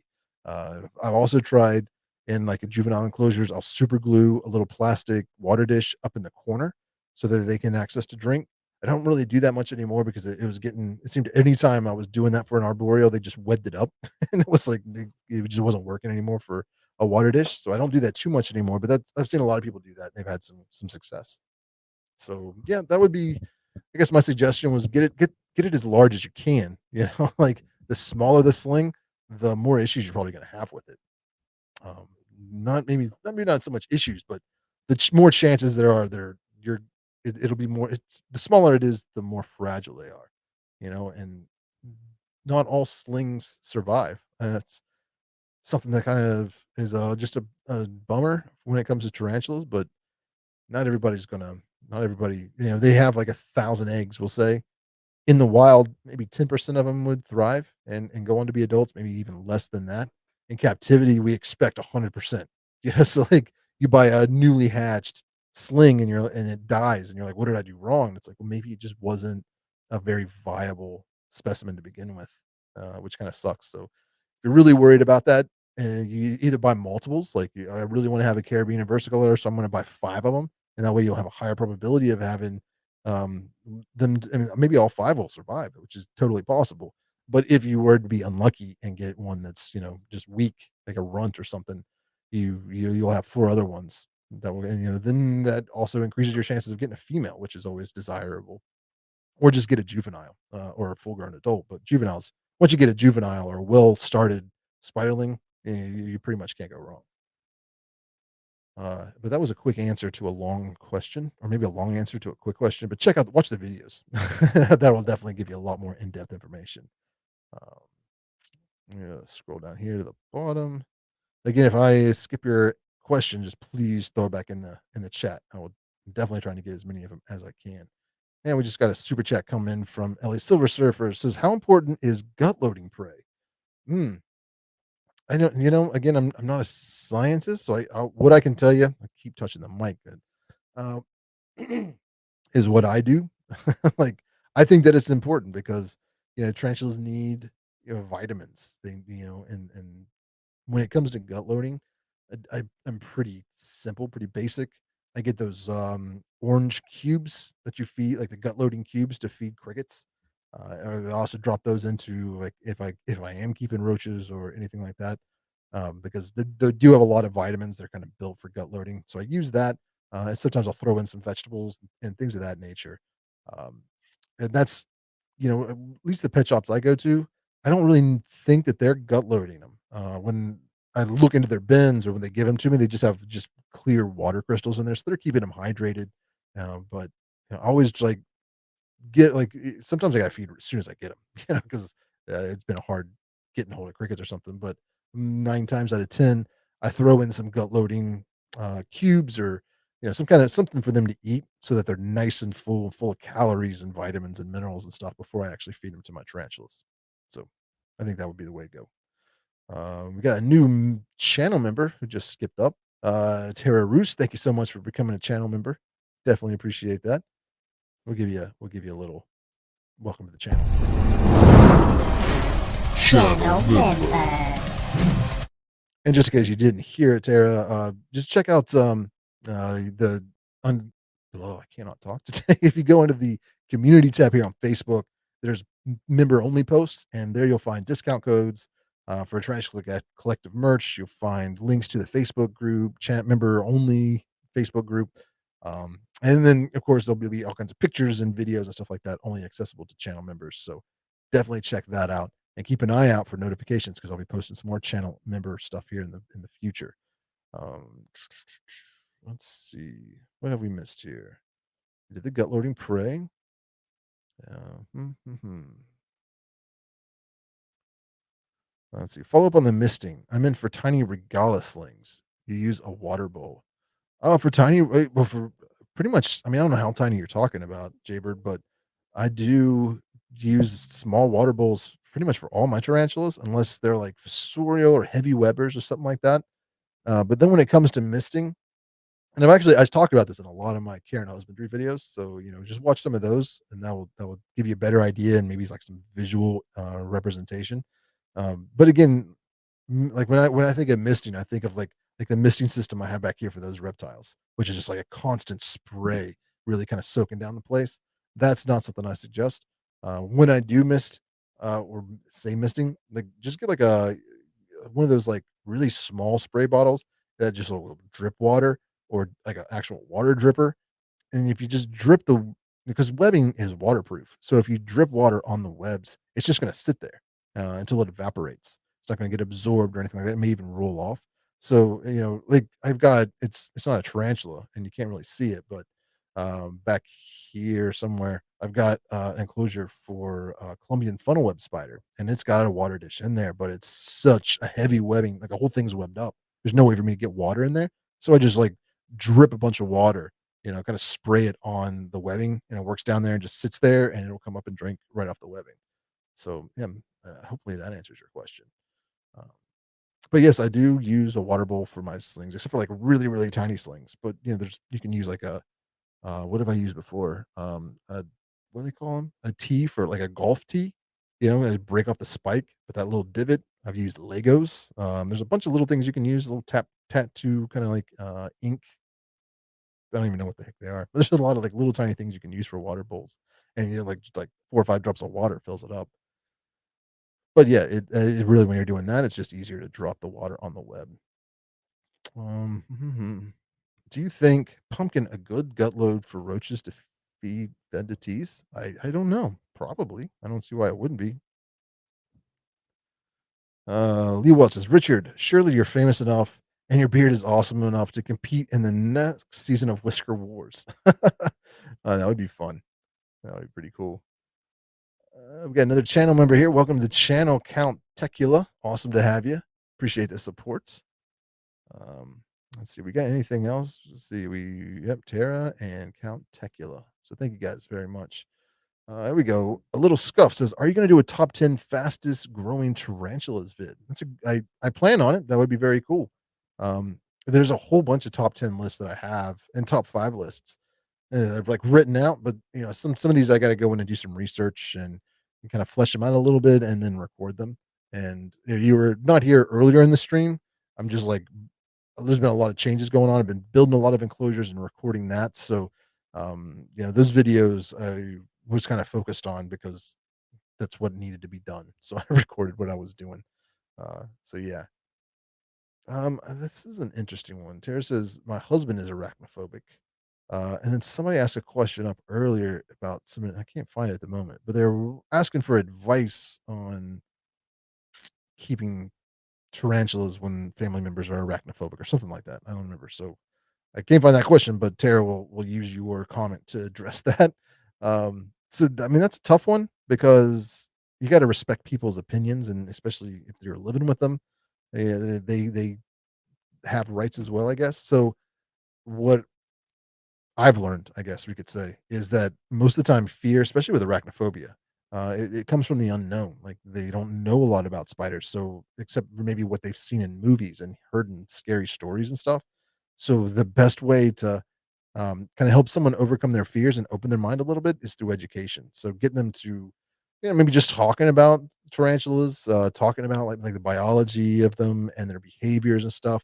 Maybe getting them to watch videos like my videos or Tarantula Cat or Dark Den or anybody Tarantula Haven, anybody that's doing more educational stuff, more real stuff, not like sensationalizing the drama or anything like that. They're not trying to scare you, but that kind of education will help open up people's minds and realize that these are more of a dopey pet than like a serial killing machine.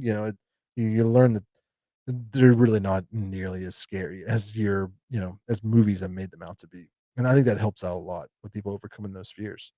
Um, Loda says, "How do you deal with tarantulas getting stuck in mesh lids of Exoterra or any mesh lids?" That's a great question. I've addressed it briefly in a couple of my videos. For instance, the my Theraphosa Sturmy Care video it taught me, but it was like a quick talk, and I've been planning on making a video just focused on this. I just haven't got around to it. I'll be honest with you.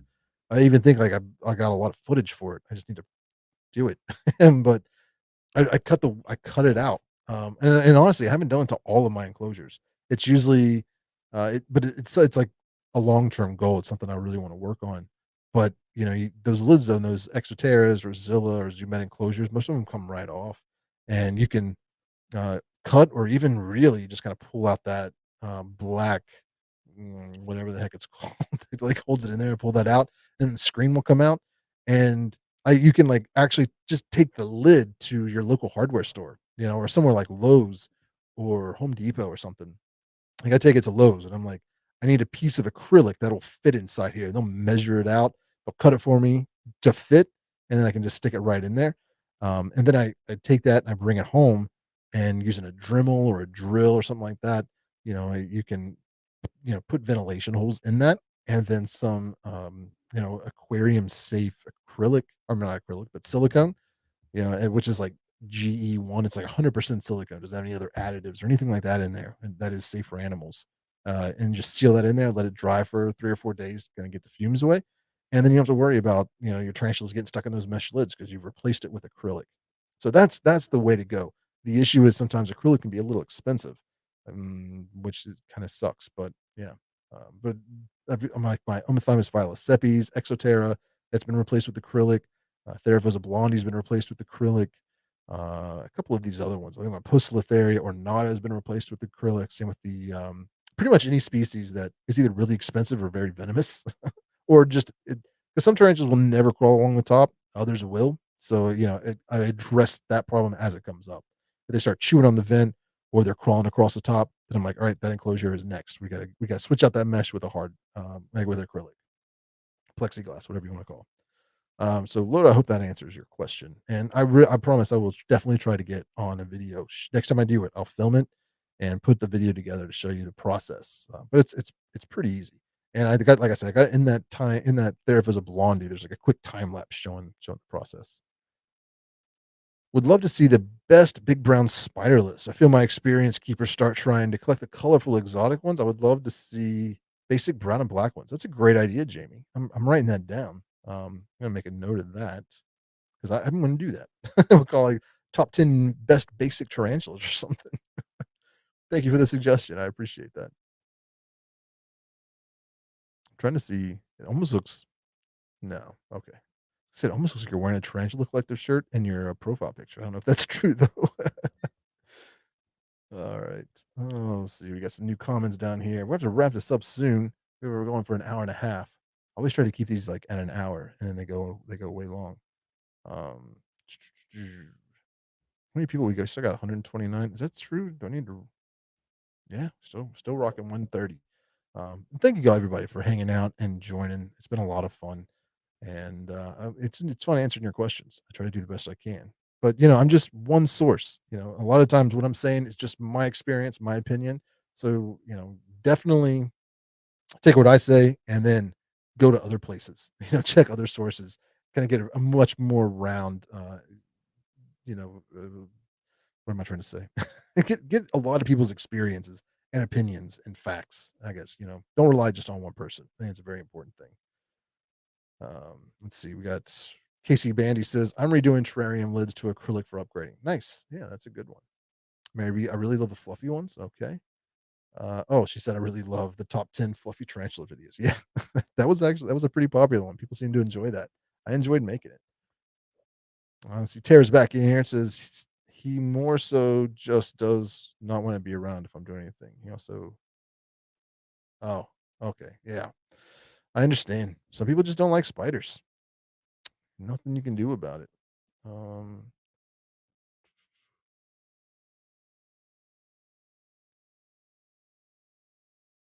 Burning through acrylic stinks and silicone fumes will mess you up. Do both in well ventilated areas. That's a very, very good point. And when in the videos I have coming up, I was working a lot with not so much acrylic, but with silicone. And like, not only did I do it in the garage, but like I went outside, I opened up the garage door and was doing it out there because it can be pretty brutal, get you really lightheaded. And you always want to make sure that you give it plenty of time to cure and for those fumes to dissipate before you actually put anything in that enclosure, which sometimes is the hardest part because, like with that ball python enclosure, it took like 2 weeks before I like could stick my head in there and it not smell like silicone fume. And I really wanted to like finish the video and move the snake in there. And I was like, oh, I'm so excited. But every day I wake up, come downstairs, you know, turn on lights and feed my jumping spiders and stuff like that. Stuff, the daily maintenance, feed the dart frogs and stuff. And then I'd go into the garage, stick my head in the enclosure, still smelled like silicone. Give it another day. It was so frustrating. But finally it cleared up. I was able to do that. But yeah, I cut some acrylic in the house in my garage. I didn't think it would. My wife freaked out. She was upstairs watching TV. Was like, "What is that smell?" So yeah, I do that outside now too. Mhm. My husband uses a drill. Yeah, that's what I use. What size enclosure do you keep your adult Poecilotheres in? I just tried to use my mouse. So you can't see what I do on my mouse. Boom, right here. Ooh, I think it's that one of these two enclosures are where I have my adult Poecilotheria metallic, and that is a 12 by 12 by 18 Exoterra enclosure. Um, but I think and pretty much I think Tarantula Cribs now has a large sliding treehouse arboreal. It would probably be pretty good. I don't remember. I think they have. I don't know if that. Sometimes they I think they made some enclosures that they didn't actually release into the public yet. So maybe not. But yeah, 12 by 12 by 18 is what I use. It works really well. We got my channel. All right. Well, thank you so much for the super chat. I appreciate it. And I guess that is your channel. So everybody go check that out. Thank you for the donation. I appreciate that. There we go. Tarantulas do get stressed in too big enclosures. I don't know what that's in reference to. Oh, here we go. That's what it was in reference to. We had a question. Can tarantulas get stressed if in too big of an enclosure? Um, I don't know, to be honest. If 'Cause I haven't taught, none of them have told me. But it's not a good idea. Like I'm a big proponent. Somebody asked, get asked this a lot actually. Um, People want to just put a spiderling in the adult enclosure, and they're like, "That way I don't have to rehouse it," and because they're scared or, nervous about the rehousing. And the problem with that is, 1, larger enclosures typically have larger ventilation holes, which is an escape risk. If you put a tiny sling into an adult enclosure, the gaps in the door, the ventilation holes, there's a lot of ways it can escape. Second, it's a small sling in a large enclosure, so you're gonna have a really hard time keeping track of it. You're not gonna know where it is. You're not gonna know if it's eating, if it's alive, or if it's dead, if it's escaped, or if it's actually still in there. So that's another reason you don't want to keep a small sling in a large enclosure. The third is, tarantulas don't move a whole lot, even in nature. You go out into the wild and you find a tarantula, with the exception of males during mating season. They don't move more than like a foot or two from their burrow. They got their little territory, and that's where they stay their entire lives. So if you put them in this huge enclosure, like they may every now and then wander around it, but for the most part, it's just taking up space, which is not great. So that's why, and especially if you're keeping a lot of tarantulas, if you put every sling that's not going to grow into that size of an enclosure for 10 years, in those adult enclosures, you're going to have problems. So I don't know if they get stressed, but the keeper definitely gets stressed. I can tell you, somebody who tried to keep a small sling in an adult enclosure once, it did not go well, and I never made that mistake again. So I would not suggest that. Do tarantula cribs ship to Europe? They do now. Well, last I heard, if you use T Collective 10, you get 10% off your order. And actually, I think I have them linked under the supply section of my website. It's the very top. So if you go to tarantulacollective.com, you'll find discount codes for tarantula cribs, all kinds of tarantula breeders. I've got links to tarantula dealers and invert and reptile dealers all over the world. There's some from Canada, Europe, anywhere. Sometimes somebody's like, "Hey, this is a great company." I add them to my list. So I mean, nobody's paying to be on there or anything. just reputable dealers that either I've dealt with or I know people have dealt with. I got tarantula supplies, all kinds of information, care sheets, stuff like that. So head to the website, check that out. Tarantula Cribs is shipping to Europe, I believe. I don't know. I don't work for them, but I think I heard that. From what I've heard though, it is a little expensive shipping a big box across the globe. So keep that in mind. But they're amazing enclosures. So I definitely check. I definitely suggest them. Highly suggest them. So hopefully that answers your question. All right, let's see what else we got here. What's the best way to make sure my scorpions molt properly and don't get stuck, end up with damaged or missing lens? It really depends on. I guess it depends on what species they are. If they're a desert species, make sure you're keeping it nice and dry in there. And if they're a tropical species, I keep it damp, keep it nice and moist. Other than that, I haven't really had any issues. How welcome to the grow tent says, how do you know when to put your tea in a bigger enclosure? My rule of thumb is like my personally the way I do it. Uh, I for terrestrial tarantulas, my limit is 3 times the leg span. So if they got a 2-inch leg span and they're in a 4-inch enclosure, okay, now I know it's time to move them into a larger enclosure.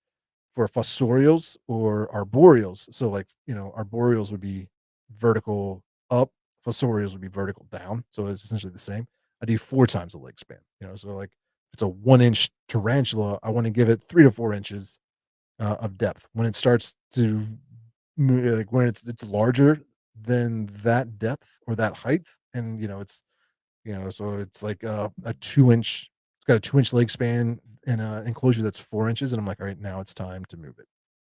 So, yeah, that's like the minimum. 3 times for terrestrials, 4 times for fossorials and arboreals. Once it's beyond that, then I think it's time to move them to a new one. See, Paul Wilson says, "Hi, Richard. Love your channel. Where do you stand on adding M-Balfours from another egg sac to a pre-existing communal? Currently have 3 juvies living together and would like the colony to be bigger." That's a really good question. And it's actually something we talk about in the podcast. It's coming out this Thursday with Dr. Linda Rayer from the entomology department at Cornell University. We discussed keeping communals from different egg sacs and the pros and cons and things of that. So I don't want to like paraphrase what she said because more than likely I'll remember it wrong, and I don't want to put words in her mouth. And she's a very intelligent woman with a lot of experience in social spiders. So I highly suggest you read that or listen to that podcast when it comes out. But personally, I've got one Balfouri. It's an adult in an enclosure. I've got 3 in a communal, and I've got 5 in a communal. And I am not combining them just because I've heard other people have bad experiences. If they're not from the same sack, but they are like spiderlings, and they're small, then you may have no problems. Once they're like juvies and adults, it's not something I would suggest. I'm pretty sure that's what Dr. Rayer said as well. But yeah, you have to definitely listen to the podcast to get the best possible answer because she has a lot of really good insight, a lot of I mean like decades of experience studying social spiders. So, yeah, that's what I would suggest. Looks like we got a new channel member here, Jamie Rowe. So, thank you so much, Jamie Rowe, for joining the channel. So, if I can get you out here, give you a shout out. There you are. Thank you so much. Yeah, I appreciate that. Very cool of you. Oh, Pet Rock and Roll coming in the house. How's it going, dude? It's going well. First, I want to say thanks. Thanks again to Jamie Rowe for joining the channel. Channel member. Super chat. Pet Rock and Roll with her £1.79. I learned that today, Amy. I learned how to say British denominations. So I'm learning. Thank you so much for coming in, Amy. It's nice having you. We got Kill Kyle says, "Thank you for the great video and helping me get in the hobby." Well, you're very welcome. I appreciate that. Thank you for watching and joining the live stream. It means a lot. Mm-hmm. I don't know what we got. Ooh, what age is best to start a collection? Um, I would say arbitrarily, 16. I don't know. I guess if you have parents help or not, if you're just a person on your own, 16, I think, in my experience, that's when I was probably responsible enough. Maybe 13. I don't know.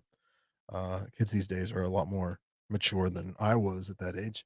If you got parents help, I mean, I've seen some like 6 and 8-year-olds that are great keepers, fascinated with them, but of course they got their parents helping them. So yeah, if you're helping out, I don't think there's an age that's too young. I mean, probably need to speak. If you can speak, then you're doing pretty well. Uh, Getting in a collection like I have, I mean, an adult definitely, just because you probably need to own a house, or have a really cool landlord.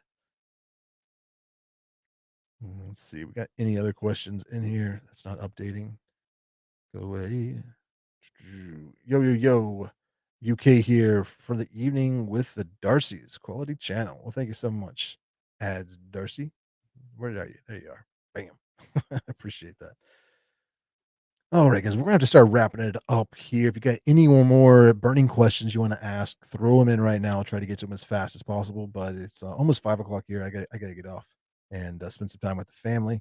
And let's see, we got Jamie Roses. I'm listening with my husband's gaming headphones, and the shout out sounded epic. Awesome. Well, thank you so much, Jamie Rowe. It's good to have you. What's your most expensive enclosure? Hmm. Um, I don't really know. I get them so cheap. Like I always buy secondhand. Uh, I would say okay. Well, my most expensive enclosure right now is probably the custom reptile enclosure. They sent me like their top of the line 4x2x2. I think that's like around $400 just for the enclosure itself. So that's probably the most expensive one I have right now. Because I think the Paludarium was only like $200 or something. Like wasn't even half that. Let's see. My 3-year-old and 6-year-old love them. Awesome. There we go. So that's probably but that's not for a tarantula. That's for a big snake. So I don't know if that counts. Yeah, I don't even know if that's what you're asking. I'll be honest. All right, let's see. We got some more questions coming in here real quick. Any chance you will make another stop to FNT Beach in the future? Maybe. I'm hoping to. I definitely would like to. I mean, I like going to the beach and tarantula stores, and it's always been a big supporter. I appreciate them. I just don't know when. I mean, if I do, it probably won't be until next spring or summer. Because, like I said, the next 2 to 4 months, we're watching my granddaughter. She's 2.5 years old, and can't really leave town and with her right now. I mean, I don't want to be the guy that gets on a plane or has to go on a long car ride with a toddler. That just does not sound like fun. So until that's all, and yeah, so probably until spring, I won't be going anywhere just because I don't like traveling in the winter very much. But I might go to the Pittsburgh. Megan was saying there's a Pittsburgh reptile show, and that's not far from me. So I may try to go there next weekend. But back to Virginia, yeah, probably not till the spring. Let's see what else we got here. Thanks for the stream. Thank you very much. Well, thank you for joining. I appreciate it. Tips on Bonatina Minax. I've got a sling, and I'm just keeping the substrate slightly damp. Feeding it twice a week, and gave it plenty of like substrate to burrow in. I mean, that's really all I know. I definitely wouldn't let it dry out. Everything I read researching that species, they do prefer more moist substrate, but don't overdo it. That's one of the worst things you can do is oversaturate it so it's like swampy. That's no good at all. Just keep it slightly damp so it's got some moisture in the air. That seems to work out well. Somebody said, "Maybe you don't look old enough to have a granddaughter." I'm not. I'm not old enough to have a granddaughter, but sometimes life's crazy. My wife had met her daughter. I probably shouldn't say her name. I don't know if she wants me blasting her out there, but let's see. My wife was 20 when she had her daughter, and then her daughter had her baby when she was 20. So, yeah, and then my wife's a little bit older than I am, so that's kind of how it works. So I guess technically I'm a step grandfather, but I mean, what is? I mean, I'm a grandfather. Step, whatever. Where do you find all your info? Wiki, etc. Man, that's a there's a whole bunch of different places I find info. Um, Usually Wikipedia is like the least reliable source. It's usually out of date or it's just got crazy stuff on there. Um, there's a lot of good websites out there. Uh, but I also like I talk to if you go on my podcast, my second channel, the Exotic Pet Collective, interview a lot of people there. So a couple of doctoral candidates, like students, studying biology, entomology. Some are professors. I talk to those people. I kind of get experience from them. I go to arachnoboards, tarantula forums, a bunch of different websites. Like I suggest that you all do all the time. I go to as many sources as possible and look for the commonalities. It's what's the most up to date and what seems to be the most prevalent. Because sometimes there'll be some information that's way out in left field or some information that's really, really old. So we try to find what all is the most recent and the most accepted, and then kind of use that as a starting point, and then mix in my own experience as time goes by. So that's where I get all my information. How do you tell if your spider is male or female? Um, it depends on the size. If they got tibial hooks and palpal balls, it's a male, which are like on the, but that's the ultimate male. That's a tough question to answer without knowing the species and the age. But usually with any of them, just examine their molt. Once they molt, get that out of there. You can take pictures of it. It's I'll have to do a video on it. Actually, I think Tarantula Haven's already done a video on it. So check that out. Go to Tarantula Haven's website or YouTube channel. I believe he's got a video on how to sex a molt, and that'll answer your question for you. Let's see. Somebody is spamming. So what we got, Michael? I have a bee homori, and I just want some tips and advice from you, such as misting, feeding, etc. It would mean a lot for you to respond to this. Well, uh, happy to respond, Michael. I actually have an entire video on the bee homori where I go over all of my tips and advice on misting, feeding, etc. I will say this: I don't mist them. I give them a water bowl. I don't miss really any of my tarantulas. But watch that video. Everything, all the experience I have, anything I have to say on it, that's definitely I put it all in the video. I guess is what I'm saying. There's nothing I can say that I didn't put in the video. So please watch that. I think the thumbnail says like best Brocky to buy or something like that. What's the easiest arboreal tarantula to keep? Other than aviculary, because that one is pretty easy. Let me look over my shoulder.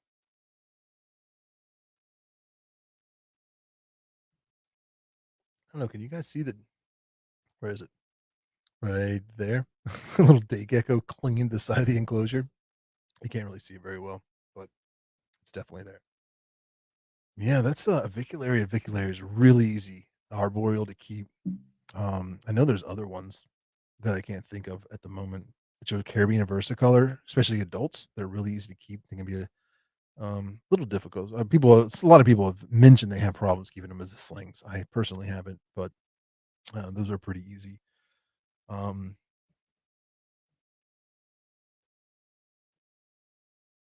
there was another one, and I can't think of it. It's not. Maybe it was the Caribbean Elite. That one was pretty easy. Salopius Victoria was easy, but yeah. Here we go. Can you contain springtails in a bioactive enclosure? Definitely. All my bioactives have springtails. I definitely suggest them. Very important, actually. How much is it important for a tarantula like the Caribbean versicolor having periods of light and dark? And is natural light important? Um, I don't know the answer to that. I don't know if there's really been any like scientific study on that in particular. Personally, I think that it is important, but because they're tarantulas and they don't, they're nocturnal. They're scared of light. So when it's bright, that's when they're usually hiding. It's not I guess what I'm saying, you don't have to have a light on every enclosure, kind of like you do with a reptile that needs like the UVB and the circadian rhythm. I keep saying circadian rhythm, and I hope that's the right term. Um, but yeah, from what and I have a video on this. If you search lighting tarantulas with LEDs or something like that, I think is the name of that video. I kind of go into what science I could find on tarantulas and lights and things of that nature, what wavelengths they are more sensitive to, what wavelengths they can't really see. All so check that video out for a much better answer that I can give you right here, real quick. But essentially, from what I remember researching, the ambient light within a room is enough for a tarantula to differentiate day and night. So the sun coming through, even if you got like blinds, just the fact that sun's shining through, your lights are on during the day, that's bright enough for them to be like, "Okay, it's daytime." And then when all the lights are off at night and the sun's not out and the room is dark, then they're like, "Okay, now it's nighttime." So, yeah, I think that's probably the best answer I can give you right now. It is the right terminology. Well, thank you so much for kicking my back there. I appreciate that. It is the right term for sleep cycle based on the sun. Awesome. There we go. We got Michael. Watch this. How to keep a mix in Mexican Redney video. Okay. Thank you very much for sending that out there. All right. What we got here? What live plants do you use? Slings are so hard. I got jumping spiders, slings, big ones, all sorts. I want natural plants. Please tell me your secrets. Uh, I don't have any good secrets. I'm really bad keeping plants alive, so I don't get anything fancy. I say that, but I just got sent a whole bunch of fancy plants for the dart frog enclosure. We'll see how those do. So far, they're doing really well. But when you're talking about tarantulas, something that's low light and strong, and can do well in both like drier conditions and like pothos, wandering Jew, both of those are great. They're going to do really well. They don't take, they don't. I don't know. They're tanks of a plant. So that's what I use in a lot of my enclosures. So, and I'm sorry, it's nothing more exciting. There's probably some really great plants out there. Noah, do ants harm tarantulas? They not only harm them, they can kill your tarantula very easily. Um, in fact, I have a whole video on that as well. It's called tarantula killers or how to protect your tarantulas from an ant invasion, something of that sort. And we talk about that, like how dangerous ants can be because they can just come in, I mean, pretty quickly. Like one tarantula kind of finds the enclosure and decides this is a good place, a good source of food, and it goes back to its little colony, and then all before you know it, you've got a swarm of ants. They're just all marching right in there, and they can overtake a tarantula and kill it, unfortunately, and can do it pretty quickly. So in there, I've got tips on how to protect your tarantula from ants and how to keep ants out of your enclosures. Because it seems every spring and every usually in spring when it's raining a lot, and then in like the mid to late fall when it really starts getting cold, you see all these posts on Facebook and forums of people freaking out because ants have entered their tarantula room or they found ants in their enclosure. So watch that video. It's got some good tips on how to protect your tarantulas from ants. It's can be very bad. What else we got? How important is it to take your own climate into account when caring for tarantulas? That is very important. That's a great question, Mary. It's a pivotal, and I think that's one of the reasons care sheets can sometimes be misleading, because some people are like, they're not taking into consideration not just their own climate. Like you're talking about like what part of the world you live in, but also what part of the house are they in? Like if I'm living somewhere that, if I'm like in Florida or something like that, and I'm keeping all my tarantulas in the attic, it's going to be a much drier and warmer environment than if I'm keeping my tarantulas in the basement where it would be cooler and more humid. So those are, not only where do you live in the world, but like, where within your house you're keeping them, or what kind of heat or air conditioning you're using. Those are all things that can really dry out the air or make the air really humid. All that needs to be taken into consideration. Some people, and I've never been to like Scotland or the UK or any of those European countries, but I've seen a lot of people talk about how it's a lot colder there, especially in the winter or like in the spring and fall than it is maybe where I live or people in Arizona and stuff like that. So, it's definitely something you gotta take into consideration, but luckily, when we're talking about tarantulas, they're pretty forgiving of a lot of environmental changes, like pretty much with the exception of a few outlying species, which are pretty rare in the hobby anyway, so I don't think, most of you are gonna have it. If you do have the species, you're gonna know that it's there's like some mega species, that, definitely need a cooler environment. Like, if they get too warm, they could die, so most people would keep those, like, on the bottom shelf or, near an air conditioner or something like that. Then there's a couple of high elevation tarantulas that have come in recently into the hobby, but again, they're really expensive and very rare, so most people don't have them. But they also require more cooler environments. But 99% of tarantulas out there, if you can just keep the room at room temperature, between 68 to 75 degrees, and with like a relative humidity, like 50% humidity or whatever people are comfortable with, they're going to do fine. And if it's like a lot of times in the winter, it gets way too dry because you're running heaters and stuff like that, dries the air out. In which case, you got to be more on top of like maybe making sure that the substrate's damp or your water dishes are staying full. and the summer usually not as bad because most places when it's warm, it's also pretty damp unless you're like in the Southwest or something. But yeah, so yeah, that's a great question. It is definitely important to keep your climate into consideration and make adjustments. What I'm doing here in my basement in West Virginia is not going to work for somebody that's keeping in an attic in the United Kingdom or like in their living room in Arizona. So you just kind of take what I do, and then you're gonna have to change it and apply it to your own situation. Let's see. At the Tarantula Collective, Professor, thank you for the Exotic Pet Collective podcast. It's been making my last week of work go by so quickly. Finished it and can't wait for more. Awesome. I'm glad you enjoyed it, Kill Kyle. Um, I it's sometimes it's like not the biggest priority that I have right now, honestly, because the one, I mean, it's a podcast, which are pretty difficult to monetize. But also it just doesn't get it's just not very popular at the moment. Um, Hopefully that'll grow with time as people learn more about it. But if you don't know, the Exotic Pet Collective is my second YouTube channel where I upload the podcast. But you can also listen to the Exotic Pet Collective on Spotify, Apple Podcasts, pretty much anywhere. The podcasts are you pretty much wherever you listen to your podcast, you can find the Exotic Pet Collective. I think there's like I don't know 25 episodes so far, maybe more. I've got a couple more already recorded. I just need to edit and upload. And I've got like, I don't know, 10 or 15 more guests from like all over the world, all different types of backgrounds and stuff, all related to the exotic pet hobby. And we don't just talk about tarantulas. We talk about true spiders like huntsmans and, pretty much any kind of arachnid out there, as well as some amphibians and some reptiles. And that's why it's the Exotic Pet Collective, because we talk about all of it. We just recently had Great Ghost Creations, Laura. She's a amazing wildlife artist who draws a lot of tarantulas and reptiles and stuff like that. And we talked about where she gets her inspiration and how she creates her art and stuff like that. So it was an interesting conversation. So it's not always just about one particular animal or one spider. Like it's anything related to the hobby. So yeah, definitely check it out. I try to upload initially. It was like every Thursday. I'm going to try to upload a podcast. Some other stuff's going on right now. So at the very least, it'll be every other week. But just had Tarantula Cat on and then took a week off, had Laura on, and hopefully we won't be skipping a week this week. I'll be able to get Dr. Linda Rayer's podcast out this Thursday. So yeah, Pet Rock and Roll dropping a link in the chat. Thank you so much for that.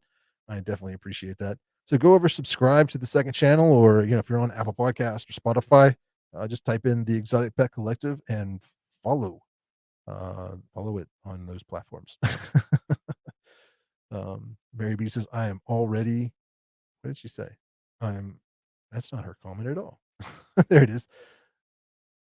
I keep making it go away. I'm already on the Exotic Pet Collective. It's fun and educational. Thank you so much. And there's Pet Rock and Roll coming in a pinch, dropping the link in the chat. You, Amy, you are a rock star. And, everybody definitely, we like spreading the love around here. So Pet Rock and Roll's got an amazing YouTube channel about tarantulas and stuff. So head over, give her a like, watch some of her videos. She does awesome stuff. The other mod that was in the chat, I'm not sure if she's still around, probably Tarantula Arc does some really cool videos on tarantulas, and she's out in the Southwest. So, check her out as well. So anybody you see with a little, what do they call that little wrench admin thing next to him? More than likely they got a channel. So you should definitely show them some love and help them out. But Amy, thank you so much for always being around and helping out. You're great. Um, Mary's this freaking cat and her gummy worms. Yeah, that's where it all started, was that podcast. All right, guys. Well, it is after 5. We've been going this for 2 hours and 3 minutes. So we're gonna have to wrap this up. I appreciate all of you all that were hanging out, especially those of you who've been watching from the beginning. You guys are awesome. And everybody that sent super chats, I really appreciate that. That definitely helps. It just helps me pay the bills and keep things going. If you want to follow me outside, if you're not getting enough content here on the YouTube channel or on the podcast, I am on Instagram. I'm on TikTok. I'm on something else, Twitter. And so you can follow there. We also have a subreddit. If you just go to, if you're big into Reddit, type the Tarantula Collective, you'll find a subreddit there. It's not extremely active, but links to all this is in the description of any video, all my videos. So, if you want to be on the Discord server, follow on Twitter, anything like that. It's always fun to talk to you guys. Been on Twitter a lot lately. I don't know why, but for whatever reason, it's like probably where I have the smallest following. I think I only got like maybe 2,000 people. following, so it's a lot more intimate. So I can make a post and actually have conversations with people, and not like being bombarded with comments and spam and stuff. So yeah, if you're on Twitter, that's a probably the easiest way to get a conversation going with me right now. So definitely check that out. You guys are awesome. Thank you for all your support. I think I have there's the website scrolling across the bottom, and that's just trying to help get information out there. So there are some care sheets, links to my videos, all the social media accounts. There's also links to other podcasts, other people's channels and websites, whole bunch of list of dealers, um, and then like one page is just supplies that you might need for keeping tarantulas and stuff, enclosures, all that kind of fun stuff. And then there was something important there. The Tarantula Collective merch store. Always forget to promote that. But if you want some Tarantula Collective T-shirts, hats, just launched a whole line of posters. So if you need a poster for your tarantula room, definitely check that out. And it's weird when you go to the Tarantula Collective website and you click merch before you like get down to where all the T-shirts and hoodies and all that fun stuff was. There's like a little link that says photographs, I think, or maybe it says posters now. I don't remember. I'll have to check it. But if you click that, then that brings you to the section with all the posters. So yeah, definitely check that out. And it ships internationally, worldwide, with the exception of a few countries that. But you already, if you live in those countries, you know already that most places won't ship there because of trade embargoes and stuff. So you're not gonna like I can't ship to North Korea. That's one of them, and I'm sure there are a few others. But outside of that, it ships everywhere. So thank you guys so much for watching. And Terra is coming in with another $5. I appreciate that. That what is that? It's like a super sticker. We'll put that on there. Yeah, it won't show up on the chat, but thank you so much for that. I appreciate all your all support. And there'll be a new video this Tuesday, and it's going to be on the velvet spiders that I just got in from Tom Patterson. If you're following me on Instagram, you've seen the pictures, or if you're on YouTube, you probably saw it in the community section. They're adorable, but they're so small. Like they're extreme macro photos, so it's kind of hard. So you got to watch the video just so you can see just how tiny these things are. It will blow your mind that I was able to get any picture of them at all. But anyways, thank you guys so much for watching. I gotta go, and I hope you all enjoy the rest of your weekend. I will talk to you later. Bye. Oh, and always two buttons.